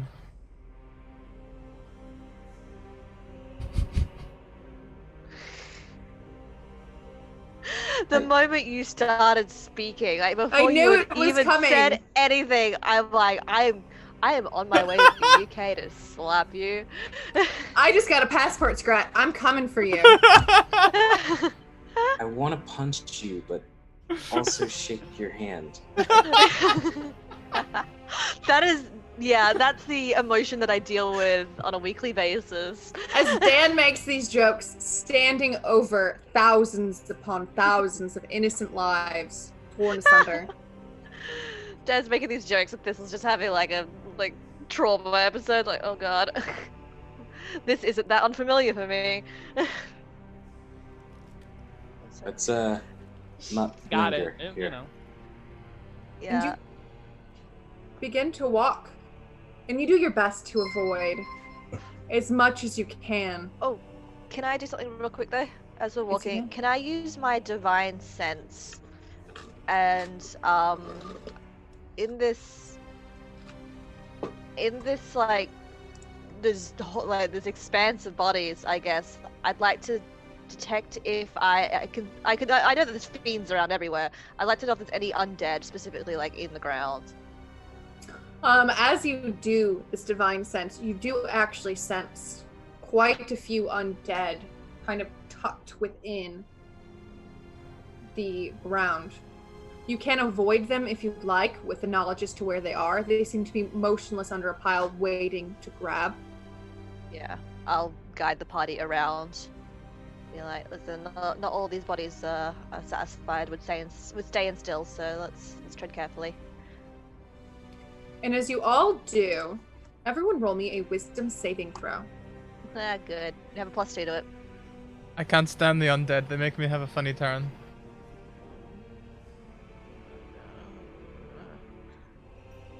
What was that? Wisdom save? It is a wisdom save. +2. Yeah, it was +2. Oh, I'm at a whopping 5. Yeah. Wow. If it's still within a minute, bless. Korja, have you ever been in love before? Yes. Oh wow. We just met Yes. Fiona. Tell me of With this a love. very sweet. She was a very tiny, probably like 5 foot human woman with long, fiery red hair, named Esmeralda, and she was a painter, and she liked to paint Korja. Korja used to be a model of hers, and it's how Korja died is that someone assaulted Esmeralda, and Korja did not take kindly to that. Korja, as you walk over these bodies, you look down to try and avoid, stepping on heads, stepping on faces, trying to avoid some of the squishier, more human bits just because it seems wrong to step on them. And as you move your foot over a certain spot, you hover. The face is covered, but a fiery red mane covers over the face and over the bodies below. She just stops. No. She just sort of gets on her knees and picks up the body, and it's her. You see her in your arms, dead. All of you see Korja scooping up a skeleton and clutching it to her chest. But Korja, it is Esmeralda. She's just Face, tears, like streaks of tears. You even see the small bit of paint that was on her chin the day that she died, or that she was attacked, the day that you died. and she just holds her close and starts crying. It's just like rocking back and forth. No. Corja, No. how's it going there, friend? What's going on? The really nice skeleton you got there, but we gotta get moving. She doesn't respond. Roger, Thistle will walk forward and just like snap their fingers. Roger, listen, we've been in hell Dan and I have been in hell for a while. This place plays tricks on you, alright? Snap out of it. Oh, it's tough. This isn't easy for any of us, but She just stands and keeps her in her arms, but she'll keep walking. But she doesn't put down the skeleton. I can't hear you, Scrat. Korja, if it would be any assistance to you, we could perhaps have a quick ceremony, or we could give this clearly important to you skeleton some proper funeral rites. We are holy men, but holy people. She's just kind of like 1,000-yard stare. Roger. Sorry, you go. She's not supposed to be. Exactly. She's not supposed to be here. This place is playing tricks on you. She's not here. Roll me I another don't know wisdom who save else- with advantage, Korja. Well, sorry, I didn't mean to interrupt you. How dare that's alright. I'm sorry. Dare you Just interrupt whip for myself. advantage? Whip myself. Oh, Oh no! Boy. Least advantage. It was with Yeah. advantage. You only needed a Advantage 10. and a +2. You only needed a 10 to succeed. With Thistle's help. Thanks to Thistle, as Thistle begins to talk to you and kind of talk to you about how they do not belong here. Of course they don't. Esmeralda was nothing but good. It'd be impossible for Esmeralda to be in hell. And as you kind of reach down to touch the face, you just feel bone. And it's just a skeleton in your arms. Just sort of like drops, just hands up. Okay. All right. I'm gonna fucking kill that thing. Yeah. Take that energy. Sure. Use it. Said, this place plays tricks on you. Best not to forget that this place is hell. And she just laser focus. Listen, I'm terrified of her right now, but also I love it. So Hell Let's yeah, go. we have a Terminator on our team. this is the scariest thing I've ever seen in my life. Let's go. Yeah. Yeah. This'll gives Cordia like a clap on the bicep before they keep going. And you Yep. march your way on, avoiding looking down at the bodies at this point because you all understand how this can go. And you march over the bodies, ignoring every feeling and sensation as you make it over the edge, to the side of this large building. And as you step over to the side, you see a large door open. And these small demons, they're gross, almost dog-like, use their arms and thrust out legs and arms and bits of flesh, and they shut the door behind them.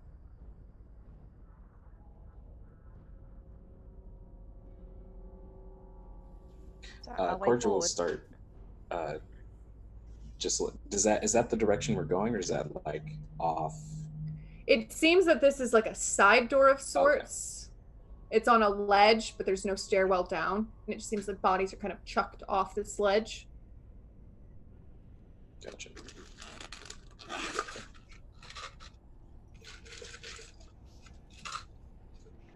Can we Wanna see go like the check that out, or- vortex? What? There you go. Do you want to go check that out, or Well, is it the way that we're going? Can we see that vortex at all? It is glowing from above this massive building. Okay. The light shines bright above. Well, alright. There's got to be some way up, surely.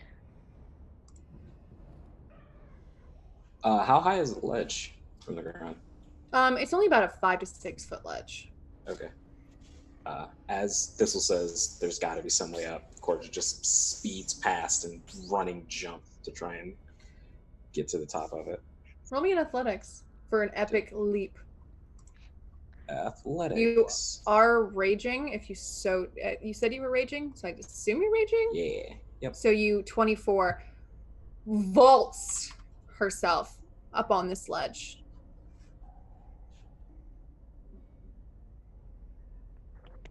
And there's So a door. Sort of eyes on the door, just extends a hand down to try and help anyone who needs it up. I'll help Dan from the back. Wait, thank you. okay? Oh, Dan, wow, put a 5 foot here, ledge. How here, big is put that the- of me? put Hang the on a front minute. two on my hands, Oh, and no. I'll push up. Alright, If only you were watching the wide load shorts. how are we gonna do this? I'd say you can get on there relatively easily with the Thank help you. of all of your friends and your wonderful horsey legs. You can hop right up there, and I'm you the can all strongest stand dwarf on in the this world. ledge. Strongest dwarf in the world. Carries horses. Bare hands. Oh, not bare hands, don't scratch my flanks. I'll take the I bare hands drop off. Dan. Throw Dan into the pile of bodies. We're pushing Dan into the Shriver. That's As, actually the as we're plan. pulling him up, he makes a pun, and we're like, no, To the Alright, Shriver move with that back you. down there. no, sorry. Poor timing. Is there like handles on the door? There is no handles on the door. Do I think I could break them?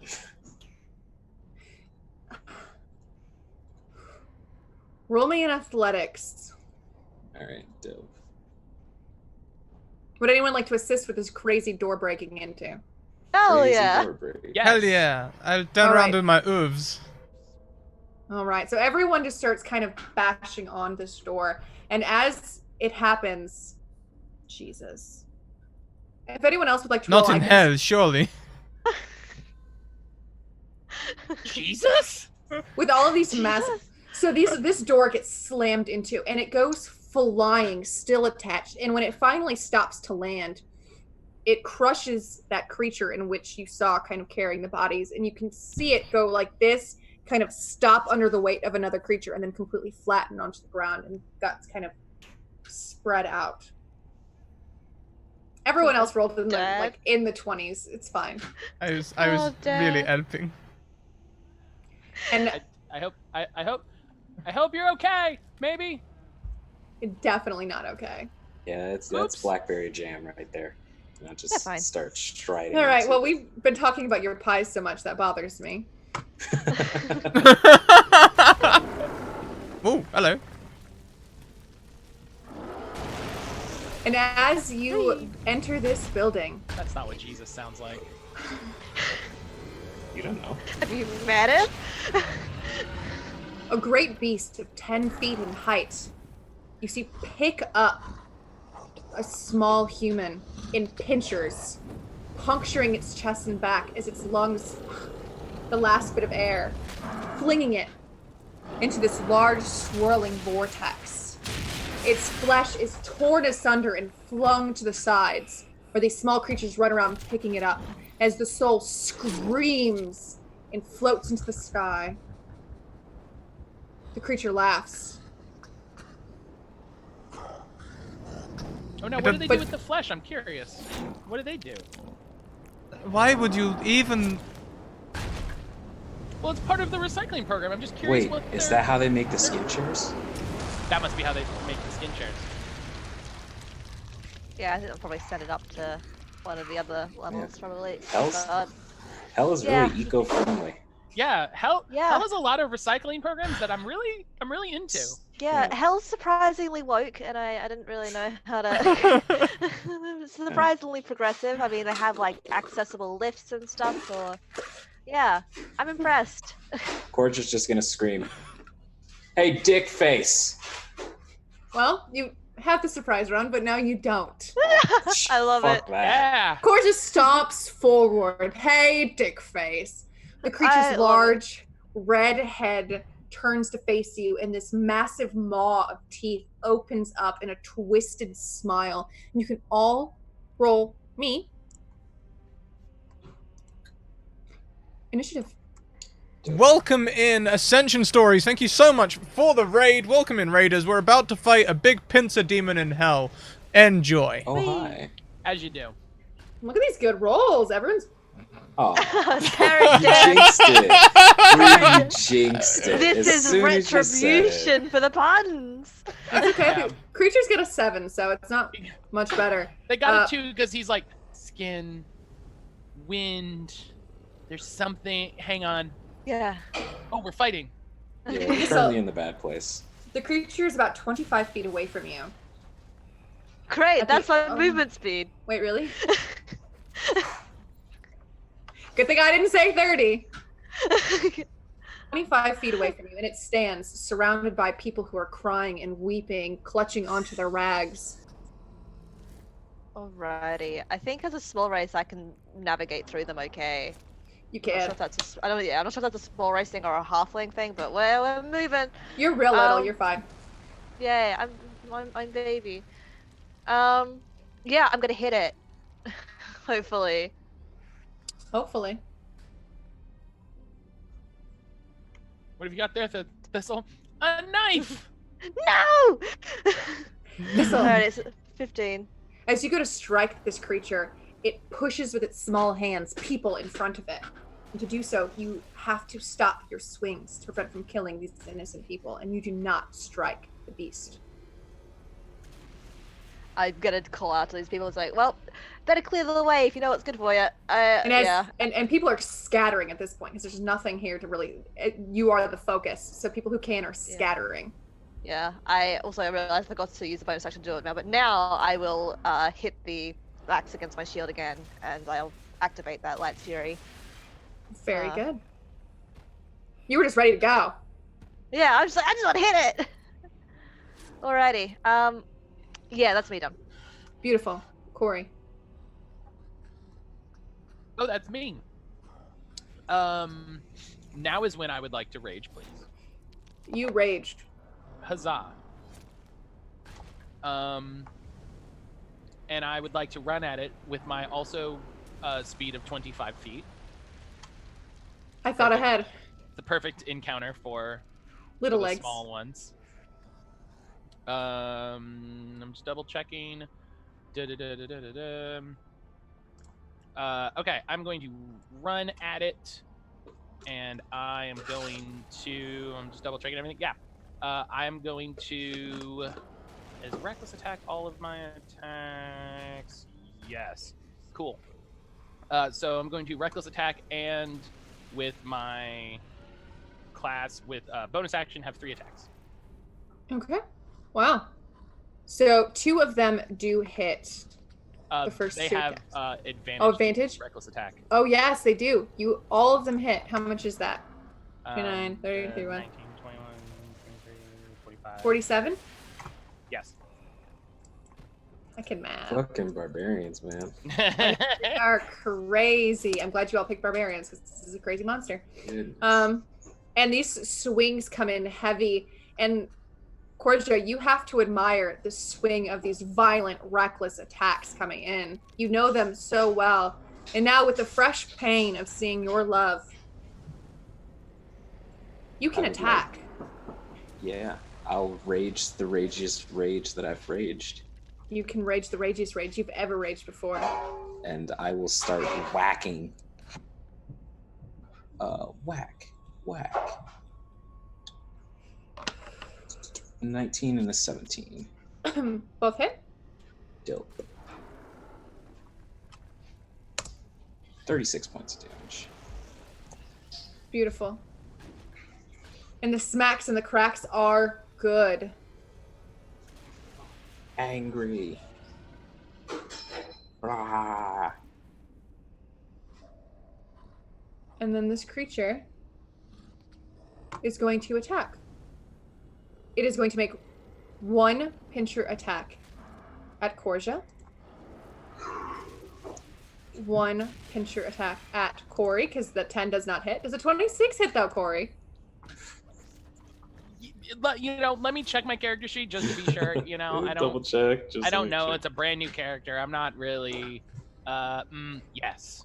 It clamps Corey and it holds it in its clamps. You are grappled. Owie. On your turn, you can make a DC 15 to escape. It is going to use its remaining action. And it is going to cast Confusion on Thistle. Oh, that's unexpected. That's fun. Actually, it's going to be all of you in a radius sphere. You telling me everyone that except for this crabby No! person appears and casts and Don't- uses don't- confusion? Stop. I hope it's not super effective. all of you except for Dan, because Dan is at the farther distance, has not attacked yet. You all must make a wisdom saving throw. Oof. You do get that I'm plus so 2. good at this. Oh So boy. would this count as being charmed and/or frightened? Confusion? No, I don't believe so. No, I don't believe so. It is magic though, right? It is magic. Alrighty, I have gnome cunning, so I have an advantage. Okay. You funky little gnome. Funky little yeah. gnome. Okay. So, Corja, you fail. She's having a rough day. You can't take reactions and must roll a d10 at the start of each of your turn to determine your behavior for the turn. We'll go through it as you go, but 1, you have to move in any direction. It's not this direction. 2 to 6, you don't move or take actions. 7 or 8, you make a melee attack against a random creature, which will roll to see who you hit. And the 9 to 10, you can act and move normally. But that is the end of the creature's turn. Dan, this creature moves its little hands and casts the spell on your friends, and they all kind of move their head back as the spell assaults their mind. I think that maybe this goes a little bit into slow motion as I start looking at the creature and playing out its moves in my mind, predicting what it will do, as it moves in different ways. I'd like to roll an insight check. In the most Sherlock Holmes style insight check you've ever seen. You may roll an insight check. It counters with deception. And hiccups. I always have hiccups. Okay, it fails. So That's a bonus action because I realized I have insightful fighting. It's a bonus action. So I'm going to look. I'm going to see my weak spot, and even though I do not have advantage, I do get sneak attack thanks to my insightful fighting. very good. That makes- Okay. So the creature, it tells you what you know about its fighting. Okay, so for the countering the fighting, it looks like it does know a handful of spells, but you wouldn't assume they know any spells other than stunning spells, confusion spells, things like that, kind of to stun people in a way to use their pinchers as weapons. Realistically, though, it could also use its fists to punch as well. It's got 4 arms to fight, and you have to be careful of the 4 arms. Okay. I will reach back into one of my saddlebags until I find my short bow. And I will, not looking very used to handling a short bow, I'll pick it up and put it back on, and I'll take a shot. Okay. 16 will hit. Just hit. Hey, look at me go. Okay, I am so not you- very dexterous. You can, Yikes. I forgot you had a minus. I forgot that it I've never takes seen dex into someone roll account. 0 damage. you can re-roll your damage. Are you sure? You don't have to let me reroll my That is damage. I will not It's accept. very funny. I will not accept a 0. Yeah, roll a 1, please, so you heal it for 1 point. There we go. We will take your new roll. Oh my god. We'll just completely take your new roll because Wow. we will take the 11 damage versus the 4 damage. Goodness gracious. I told you I'm not very dexterous. Minimum 1. That's so funny. Oh my god. So the attack hits. You hit. Kinda. Fuck. You just pissed it off real bad. Oh, good gracious God. All right. Thistle. He's here too. Yes. You see a very small arrow kind of zweek by and just barely hit it in the side as it zooms off into the distance. Yeah. I It looked hurt at the Dan. arrow more than the monster. I just looked at Dan like, what? When did what? You had a bow? What? I'm Don't going you to have flick my spells? mane. Yeah, I'm gonna try and hit it. Twice, 2 times, 2 of them. Very good. Goodness gracious. Oh, there we are. The second one strikes. Yep, I'm going to use a level 1 divine smite on that one. Okay. There we go. That's 31. Okay. Yeah. Goodness 31 damage. gracious. And you Whee! slash into this creature. That's a good amount of damage. It is a good amount of damage. Yeah, it is. You- Whee! Beat into this creature, but it still stands strong.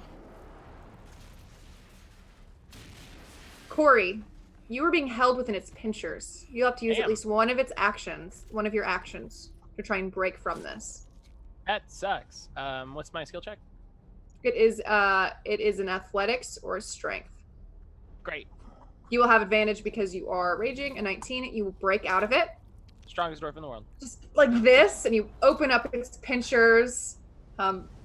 Its big, meaty claws, as one would say. I'm going to continue to rage, and as a bonus action, I can take an attack. Very good. Boom. I have another pun here, but I'd feel bad about recycling a pun Don't. that I used on another stream. Die! It does not hit with a 14. You do have an advantage you could use to take the 17 if you would like. I have advantage from reckless assault. Oh, you do have reckless assault on. Okay, yeah, then you definitely hit. That's 14 damage. That's me. And it still stands. Dang it. Next up is Korja. My poor little confused child. Yes. Girl, Yeah. You have to roll me a d10. Oh, that's an 8. Heartbreaking. With an 8, you make a melee attack. Roll me a d4, Korja. Okay. D4. 2. You strike Corey. Roll to hit. You do your entire attack actions on Corey. You have Dude, advantage. I'm fucking whack. Hey, Yes. natural 20. God damn it. Roll for damage. Ooh. Wait, can I use my reaction to use my protection fighting style to make it a flat roll? You can if you'd like. Ooh. I would like That to. would make Get it rid of- a 12 and a 16. Do either of those hit you, Corey? Yes. The second one definitely hits regardless. Okay, so that would be 11 damage that you take from Korja. That's fine. The shield smacks into Thistle, or the huge maul smashes into Thistle's shield and then swings around and it hits you in the head.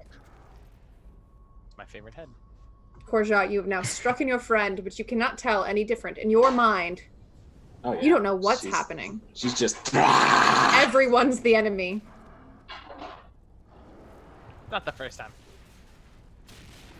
It's okay. It's not the worst thing that's ever happened before. I can I'm maybe sh- take the save. As well. Yeah, you can retake the save now for the end of your Oh, turn. okay. Awesome. Please. Yeah, we'll see. Godspeed. 19. And as you smack Hey, into your 21. friend, your mind clears and you just hit Corey in the head. All right, I'm gonna kill it twice. She Just have like a big smatter of blood on my face. I'm just like, yeah! That's how we do! Creature is going to make 2 attacks, both of them at Thistle. Oops, Whee! that's multi-attack. Okay, so an 11, 26. Oh, 26 hits. Shockingly. All right. You are grappled, 18 damage. You'll have to use Okay. one of your actions on your turn to break said grapple. Dan, all of your little friends keep getting grabbed by big meaty claws. Oh no. They are taking damage up there, Dan.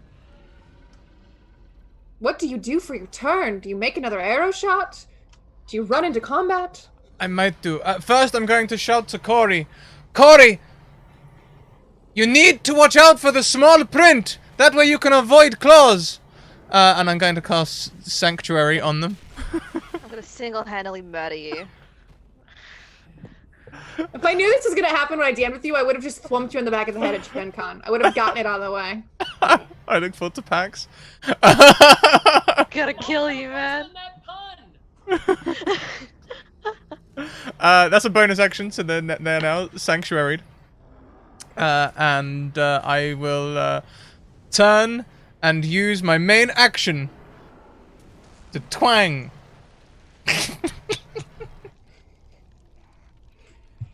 Twang it out. Roll me a D. It's just like, Dan, roll me a D4.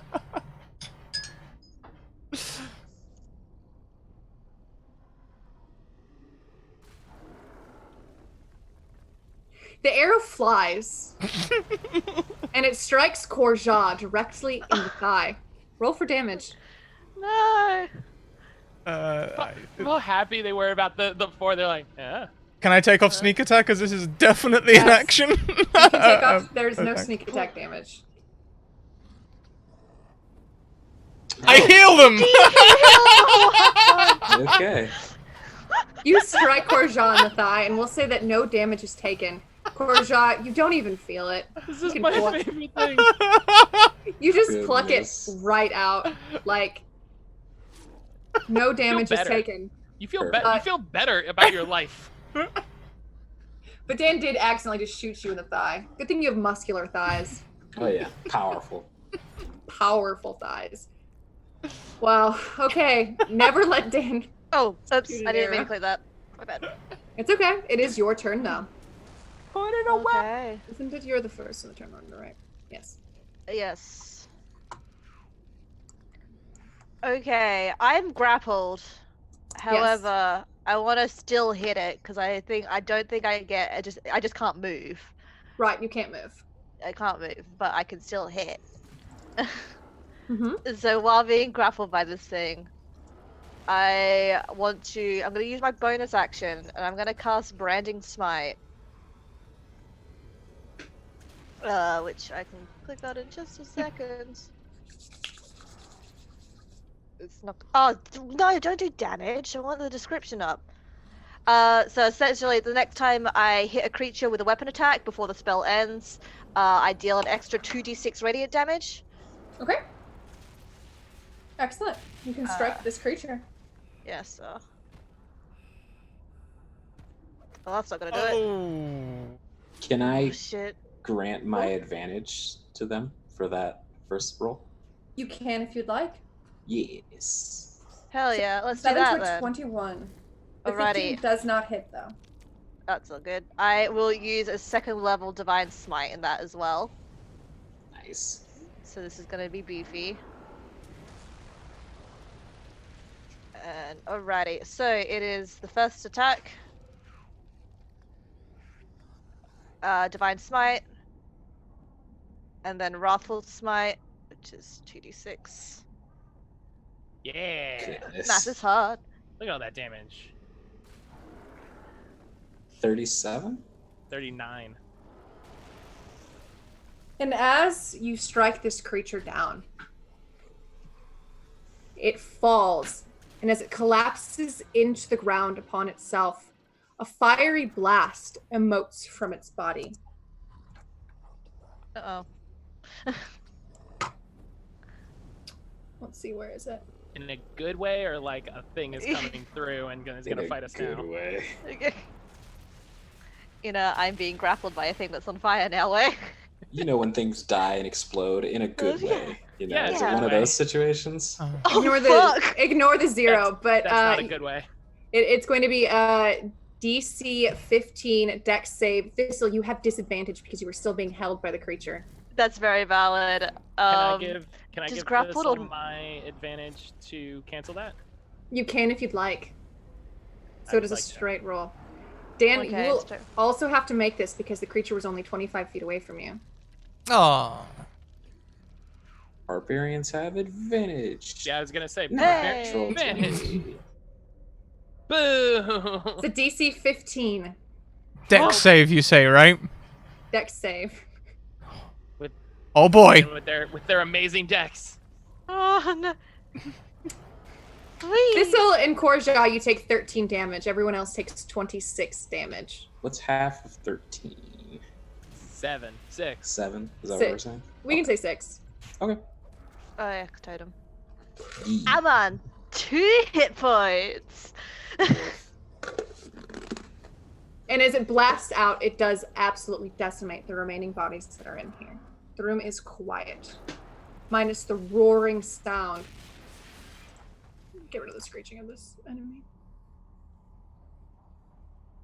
Minus the screeching, the roaring sound of this great portal, this great swirling vortex. The room is quite quiet. The crying is gone. The demon roaring is gone. You sit alone, surrounded by ashen bodies. The creature's gone? The creature is gone. Oh. In that case, let's see. I've got a cure wounds here. Thistle, you look nearly dead. I can do lay on hands on myself. Don't worry Okay. about that one. Well, ow. Anybody else need some healing? Korja, how you doing? I'm thick. Yes, you are. You've learned what that word means. I mean, Corey did get smashed in the face, Dan. Yeah, By the large. Yeah. I do have blood on my face that's now on fire. There you go. I will give you a little bit of a heal there. That's 14 hit points. Hey. Do I just have like a disembodied claw around me? You can kind of like pull it off with ease. It's very charred, so as you break it off, it kind of Yeah. just falls to dust. Oh, I was gonna eat that. Tasty. I mean, there's probably a little bit of crab meat still there, demonic crab meat. But if you eat it, you know. if you do choose to eat it for real, roll me a Constitution saving throw. Oh yeah, hell yeah. Oh shit.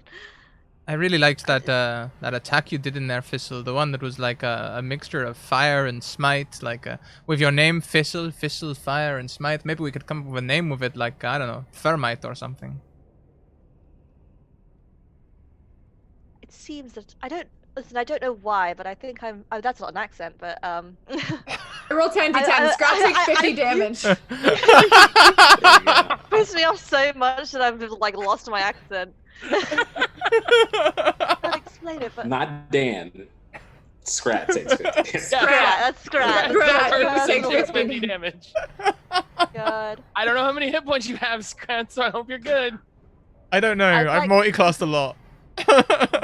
God. Yeah. If I can, if there's a part that's big enough to be, I guess, recognizable, I'd like to take that back to Fiona. Okay, you can take one. You can take the bits of claw that you have, the 2 broken pieces. That'll do. Yeah. Pretty good.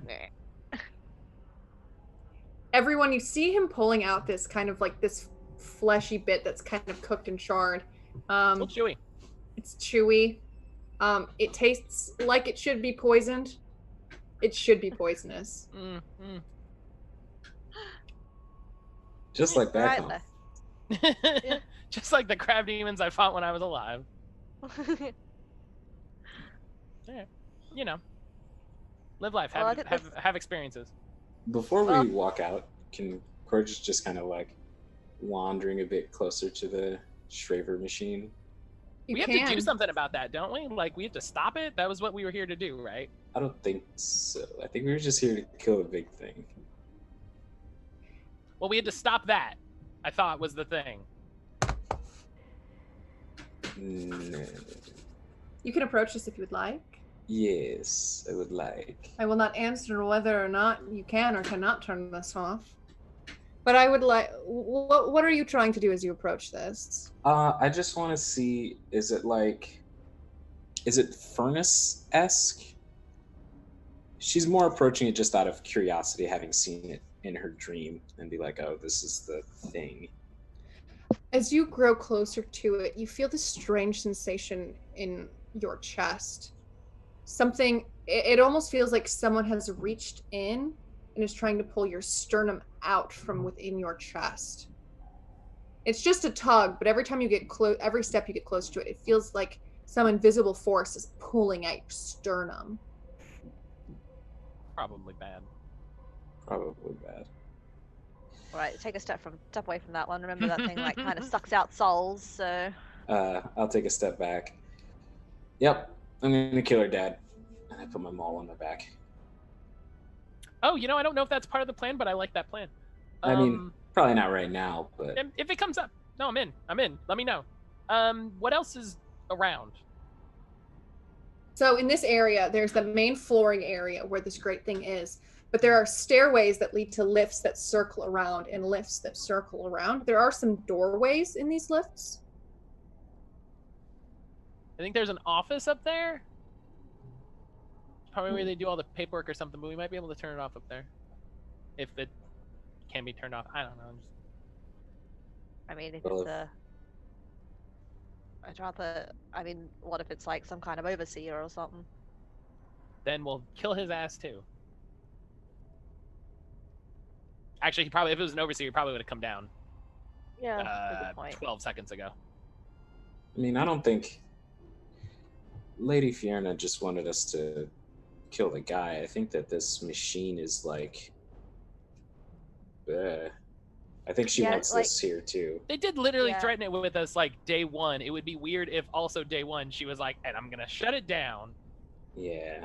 Yeah, and like she wants to like take over this plane, right? Like this like layer of hell. I don't think she wants it broken. Your amulet thing. Is there ever more than one piece per layer? Should we look in case there's another piece? There was more than one piece on the first layer. Then, I mean, we could probably- go. It's got a lift. It's not even that hard to go up there. We could just. There is a lift. well, My question is, this thing's driving the tornado, we think? I Something. think so. The I mean, 'cause entire base of it is kind of just causing this suctiony vortex that rises up into the sky. Yes. So, if it's causing the vortex, maybe it's also causing all of the magma to be rolling around outside and the mountains and everything. So, maybe if we do shut this down, we'll really be leveling the playing field. Your expression makes it seem like that you made a joke, but I didn't get that. It just seemed like Plain. No, I stand by what I said. I want to say something. I want to be very clear. I want everybody to know exactly what I'm saying. I want to kiss you. That was beautiful. I hate this. I hate this so much. I can't wait to play a game with Scrat. We're just gonna Mine is shake our head, start kicking doors open. Yeah, mine is I want a KI and then it's 2 asterisks, so you can't really tell what it is. Right. And you can go up the lift and you can go into these doors. You kick them open. Most of them are empty. But eventually you kick open the door with a goblin woman in a very sharp white suit sitting there. And when she sees you, she goes, ah! And ducks her head. Oh, I put the ball away. I'm not going to hurt you. Maybe. Who sent you? Maybe. No one sent A us. benefactor. Someone. You have made a grave mistake. Probably, but You've gone against Bilal, the lord of this hell. Oh. How I am do one you of know his. That's not who sent us.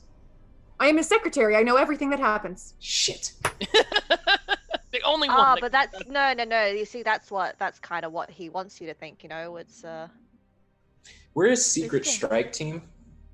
yeah, Personal. This'll roll me a persuasion with advantage because Korja is assisting you.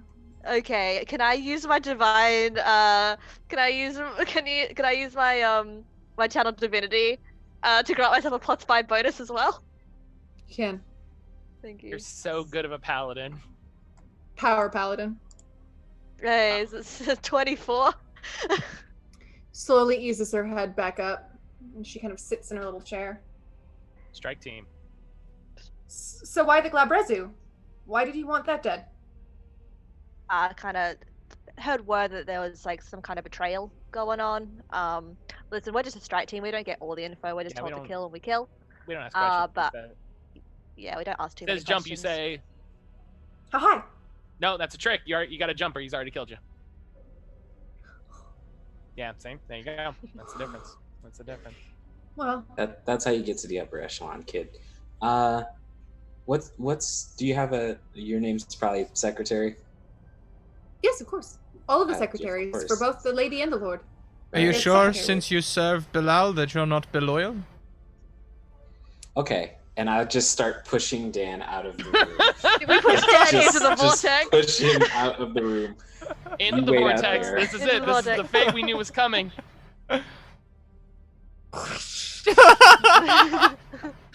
As he dies, he makes a tornado pun, but none of us hear it. And you're, Yeah. of course, here for the reason that we both obviously know.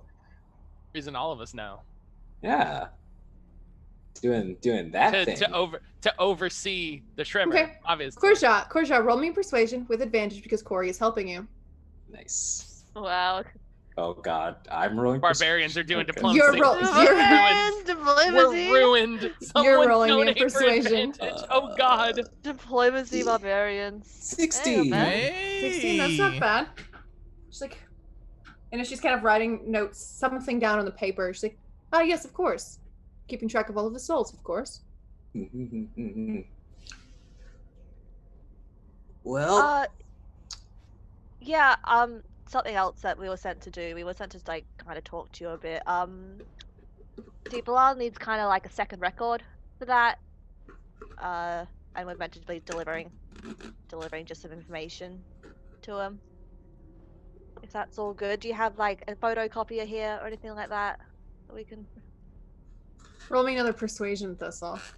Okay, I do have that emissary, like it's emissary of peace technically. I do have a +5 bonus persuasion checks for the next 10 minutes. So I know you do, but you don't have Lord. advantage this time. I don't have advantage this time. No one It's helped okay. I tried to help, but they pushed me out of the room. That's 21.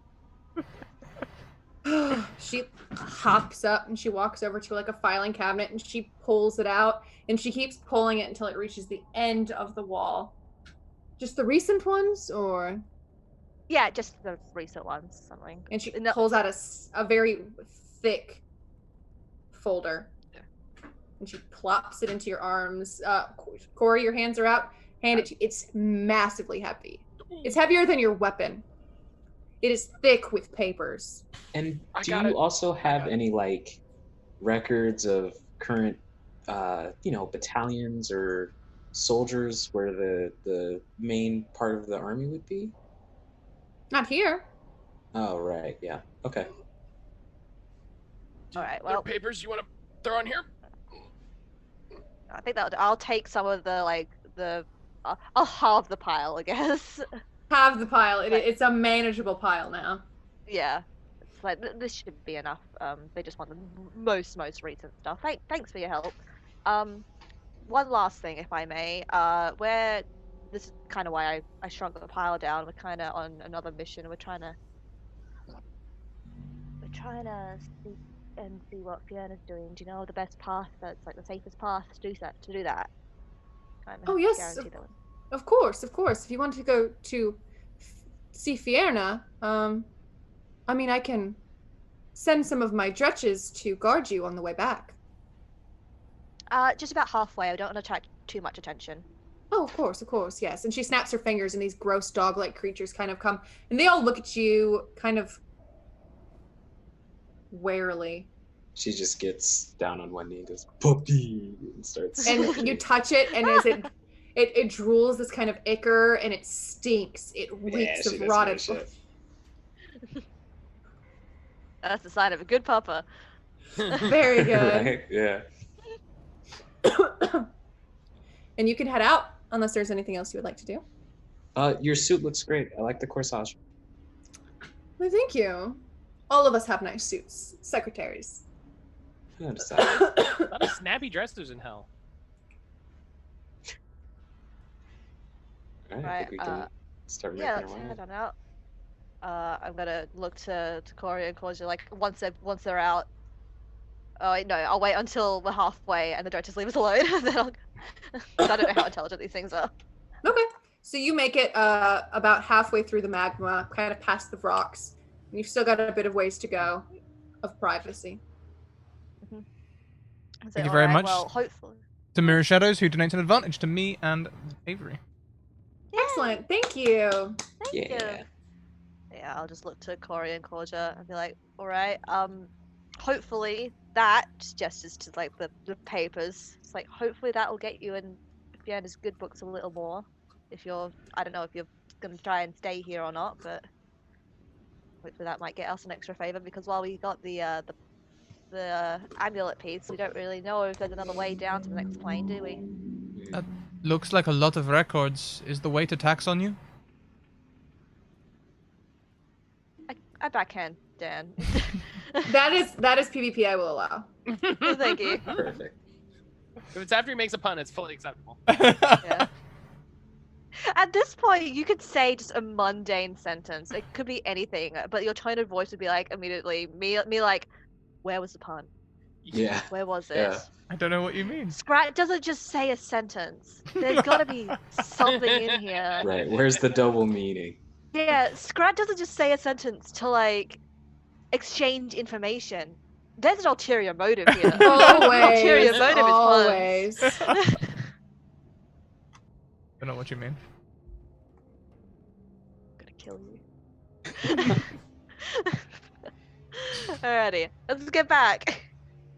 You can make your way back.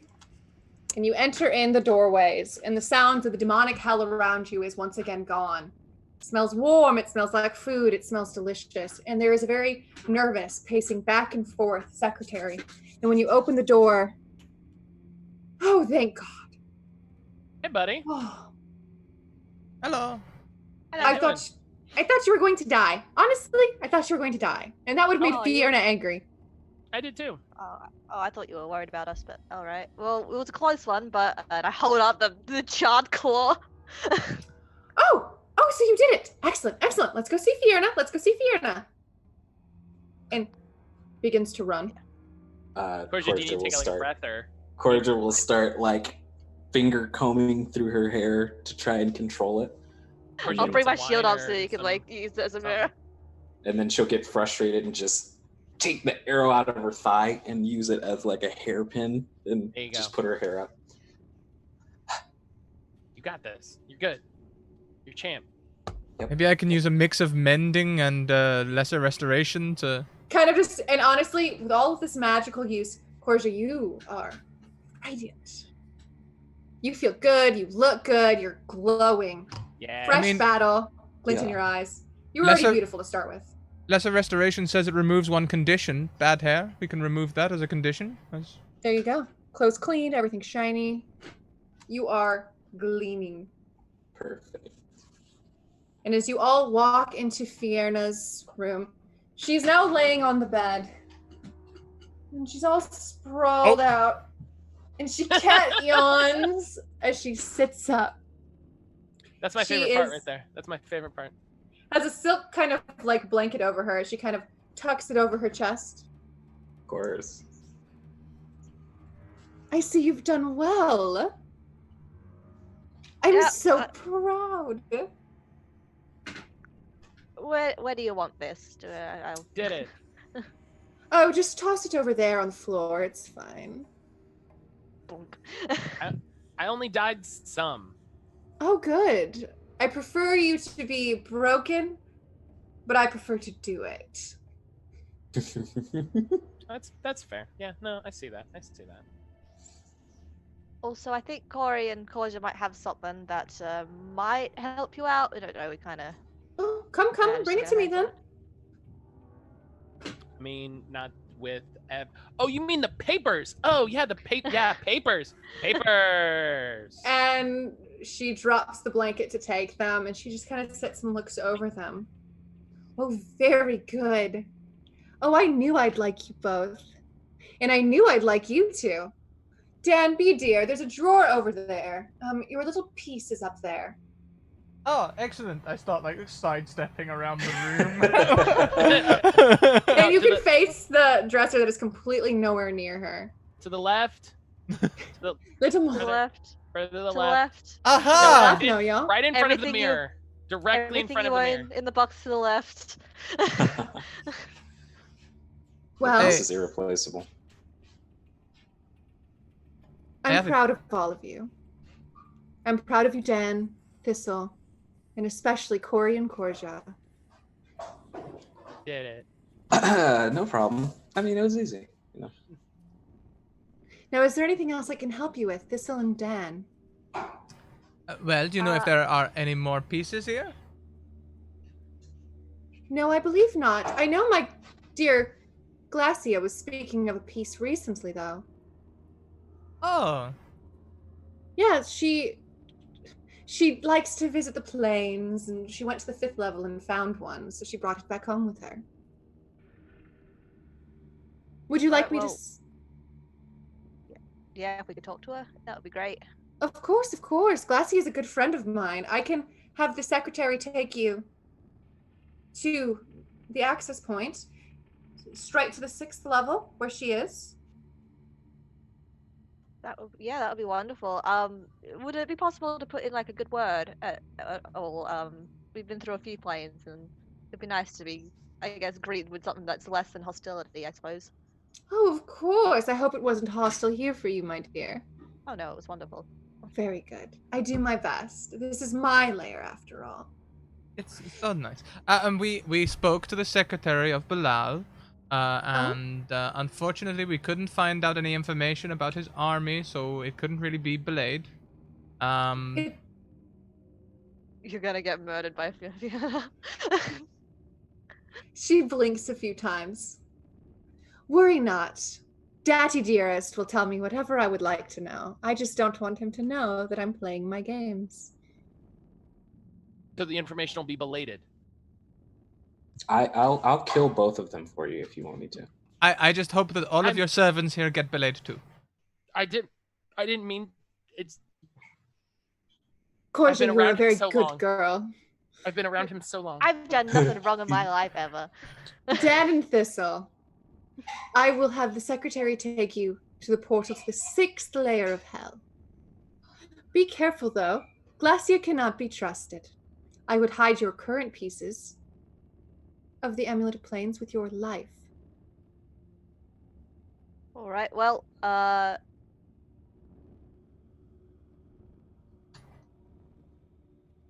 should I hold on to that, Dan?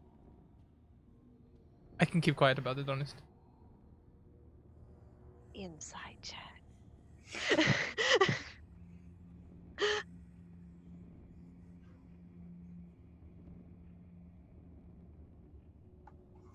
No, you can't.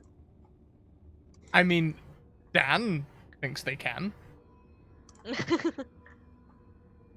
I just looked at Dan. It's like, right, we haven't had a particularly good track record, so. All right, and I'll pass But you swear, my. swear on our gods. Swear on our gods that we don't bring up the amulet at all, save for that one piece that we need from Glacier. All right. I swear.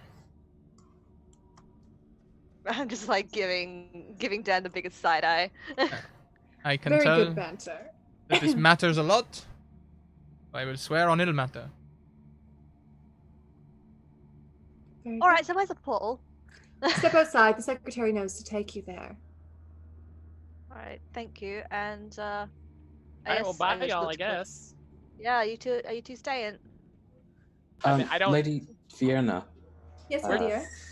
We're I still wanted dead. to know if you could, to my room, if you could add just an easel and some watercolor paints.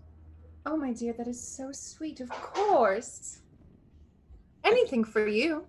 And you, Corey, do you have any requests? Can I get back to you on that one? Corey, of course. You'll be with me for a very long time, I feel. Yeah. And as Dan, Thistle, Korja, and Corey make their goodbyes, Thistle and Dan are led off into a small room with a portal, skipping the 5th layer of hell straight to the 6th, where they know at least one piece lives. Korja, you enter a room decorated perfectly for you. What does it look like? It's this sort of tan, like just very plain walls, and this bearskin rug, and a very nice bed with like silk sheets and covers and things like that. And then over the fireplace, there is a painting of Esmeralda's long red hair, just sort of draped over the front of Corja's torso, and her arms around her neck, sort of hanging off the ground, and they're just smiling. Very good. And as you go into where your bed is placed, there's a small note there. It is a note you have not seen for a long time, but you know you held it much in life. It's a simple note, something that was left behind by Esmeralda one day when she had to go run some errands. Corja, my dear, I ran out of paint again. I spilled the red. Always happens. I can't wait to see you tonight. I hope you've rested well. I love you. See you soon. And I fold the note, and she just says to herself, she says, "Be good, Ezzy." And she kisses the paper. Corey, walk into a room that is designed perfectly for you. What does it look like? It has a very simple bed, a little bit wider than he is, low to the ground, not very fancy, but kind of sturdily built. Has a like a wash basin, little mirror, very simple. And there is a very large dining room table. It takes up most of the room. And he just sort of looks at it and thinks about all of the new friends that he has here in hell. And he does. And you can sit down with the finest wine. You know, hell isn't that bad. And as Corey takes a sip of this fine wine, that is where we will end episode 5 of To Hells and Back. Phlegethos. Yay! Shriver That was of awesome. Doubt. Yay! Very good. I'm glad. Thank you all so much for playing with me today. Yes. Hopefully you all had a grand time. We're going to go around really quick and say who we are and where we can find you. And then we will go from there. We will start, I guess, with myself, and then we'll go around so we can hit Scrat last. I'm Ben, your DM, NPC Bree. You can find me on Twitter. I'm the Witch Kingdom's Greyhawk channel. You can find me on there. You can find me here. You can find me on Soulbar RPG. Stream on my own channel. I play a lot of League of Legends now. It's like my weird thing. I'm going to Canada in 12 days. I don't know. If you want to find out about my life, check me out on Twitter. Thank you guys so much for playing. I had an absolute blast. My 2 barbarian babies, I love you so much. We are going to start where we always start. My good friend Avery. Hello. Oh, bless. I love this party. This is great. I love the barbarian babies. I'm Avery. I go by MapBat Online. I am an artist and a cosplayer. My commissions are currently open. There's a pinned tweet. If anyone's interested in getting their character drawn, just hit me up. Fill out that survey and we'll be good to go. And I'm also on the Tales from the Grim channel on time zones. Mondays, Monday nights. It's Tuesday Okay. mornings for me. Playing Urban Shadows, where I play Evangeline, who is my good, sweet mortal girl, the one mortal in that whole group. Who's just she's having a rough time, man. She's having a real rough time. But yeah, that's pretty much where I'm bound. So bless. This was a really good game. It was a really fun game. I had a lot of fun. Thank you all so much for playing with me. Next up is again one of our wonderful guests. Big lesbian energy, which I loved so much. Deval Korja. Hi, I'm Devel. You can find me on Twitter at It's the Riddler. It's the same handle that's above my face right now. Thank you guys for enduring my disaster child. I kind of wanted to, when I realized that it was something that was after dying potentially, I wanted to see what happens on the other side of the barrier gaze tropes. So that's kind of where the idea of Korja came from. So yeah, hopefully you guys enjoyed. I'm a voice actor. All that information is on my Twitter. You're all wonderful. Thank you for having me. I will definitely be in more Scratticus Academy games. So Hell yeah. Hells yeah. Hells yeah. I see what you did there. You guys are wonderful. Very good. Thank you so much. Next up is another one of our wonderful viewers. Played a very soft dwarf with a very good swing. Loves his drink. I love him so much. Matt. Hi everybody, I am Matt. You can check me out at Matt Caller on Twitter and Twitch. I'm a streamer. I stream 4 days a week, most of the day. If you are in the US, you check me out over there. This game was fantastic. It always blows me away how small short games like this always leave such a great impression. And I always come away from small games like this just absolutely loving everything. So thank you to Bree, thank you to everybody, thank you to Scrap for having me, and like Devel said, I will be back whenever they ask. I love you all so much. There was so much good chemistry between everyone today. I'm so glad everyone had a good time. Makes me so happy. Last but not least, the man, the myth, the legend, our dearest friend, Scratticus. Oh, hi. Thank you, Bree. What a wonderful wrap-up. We are going to be going on a raid.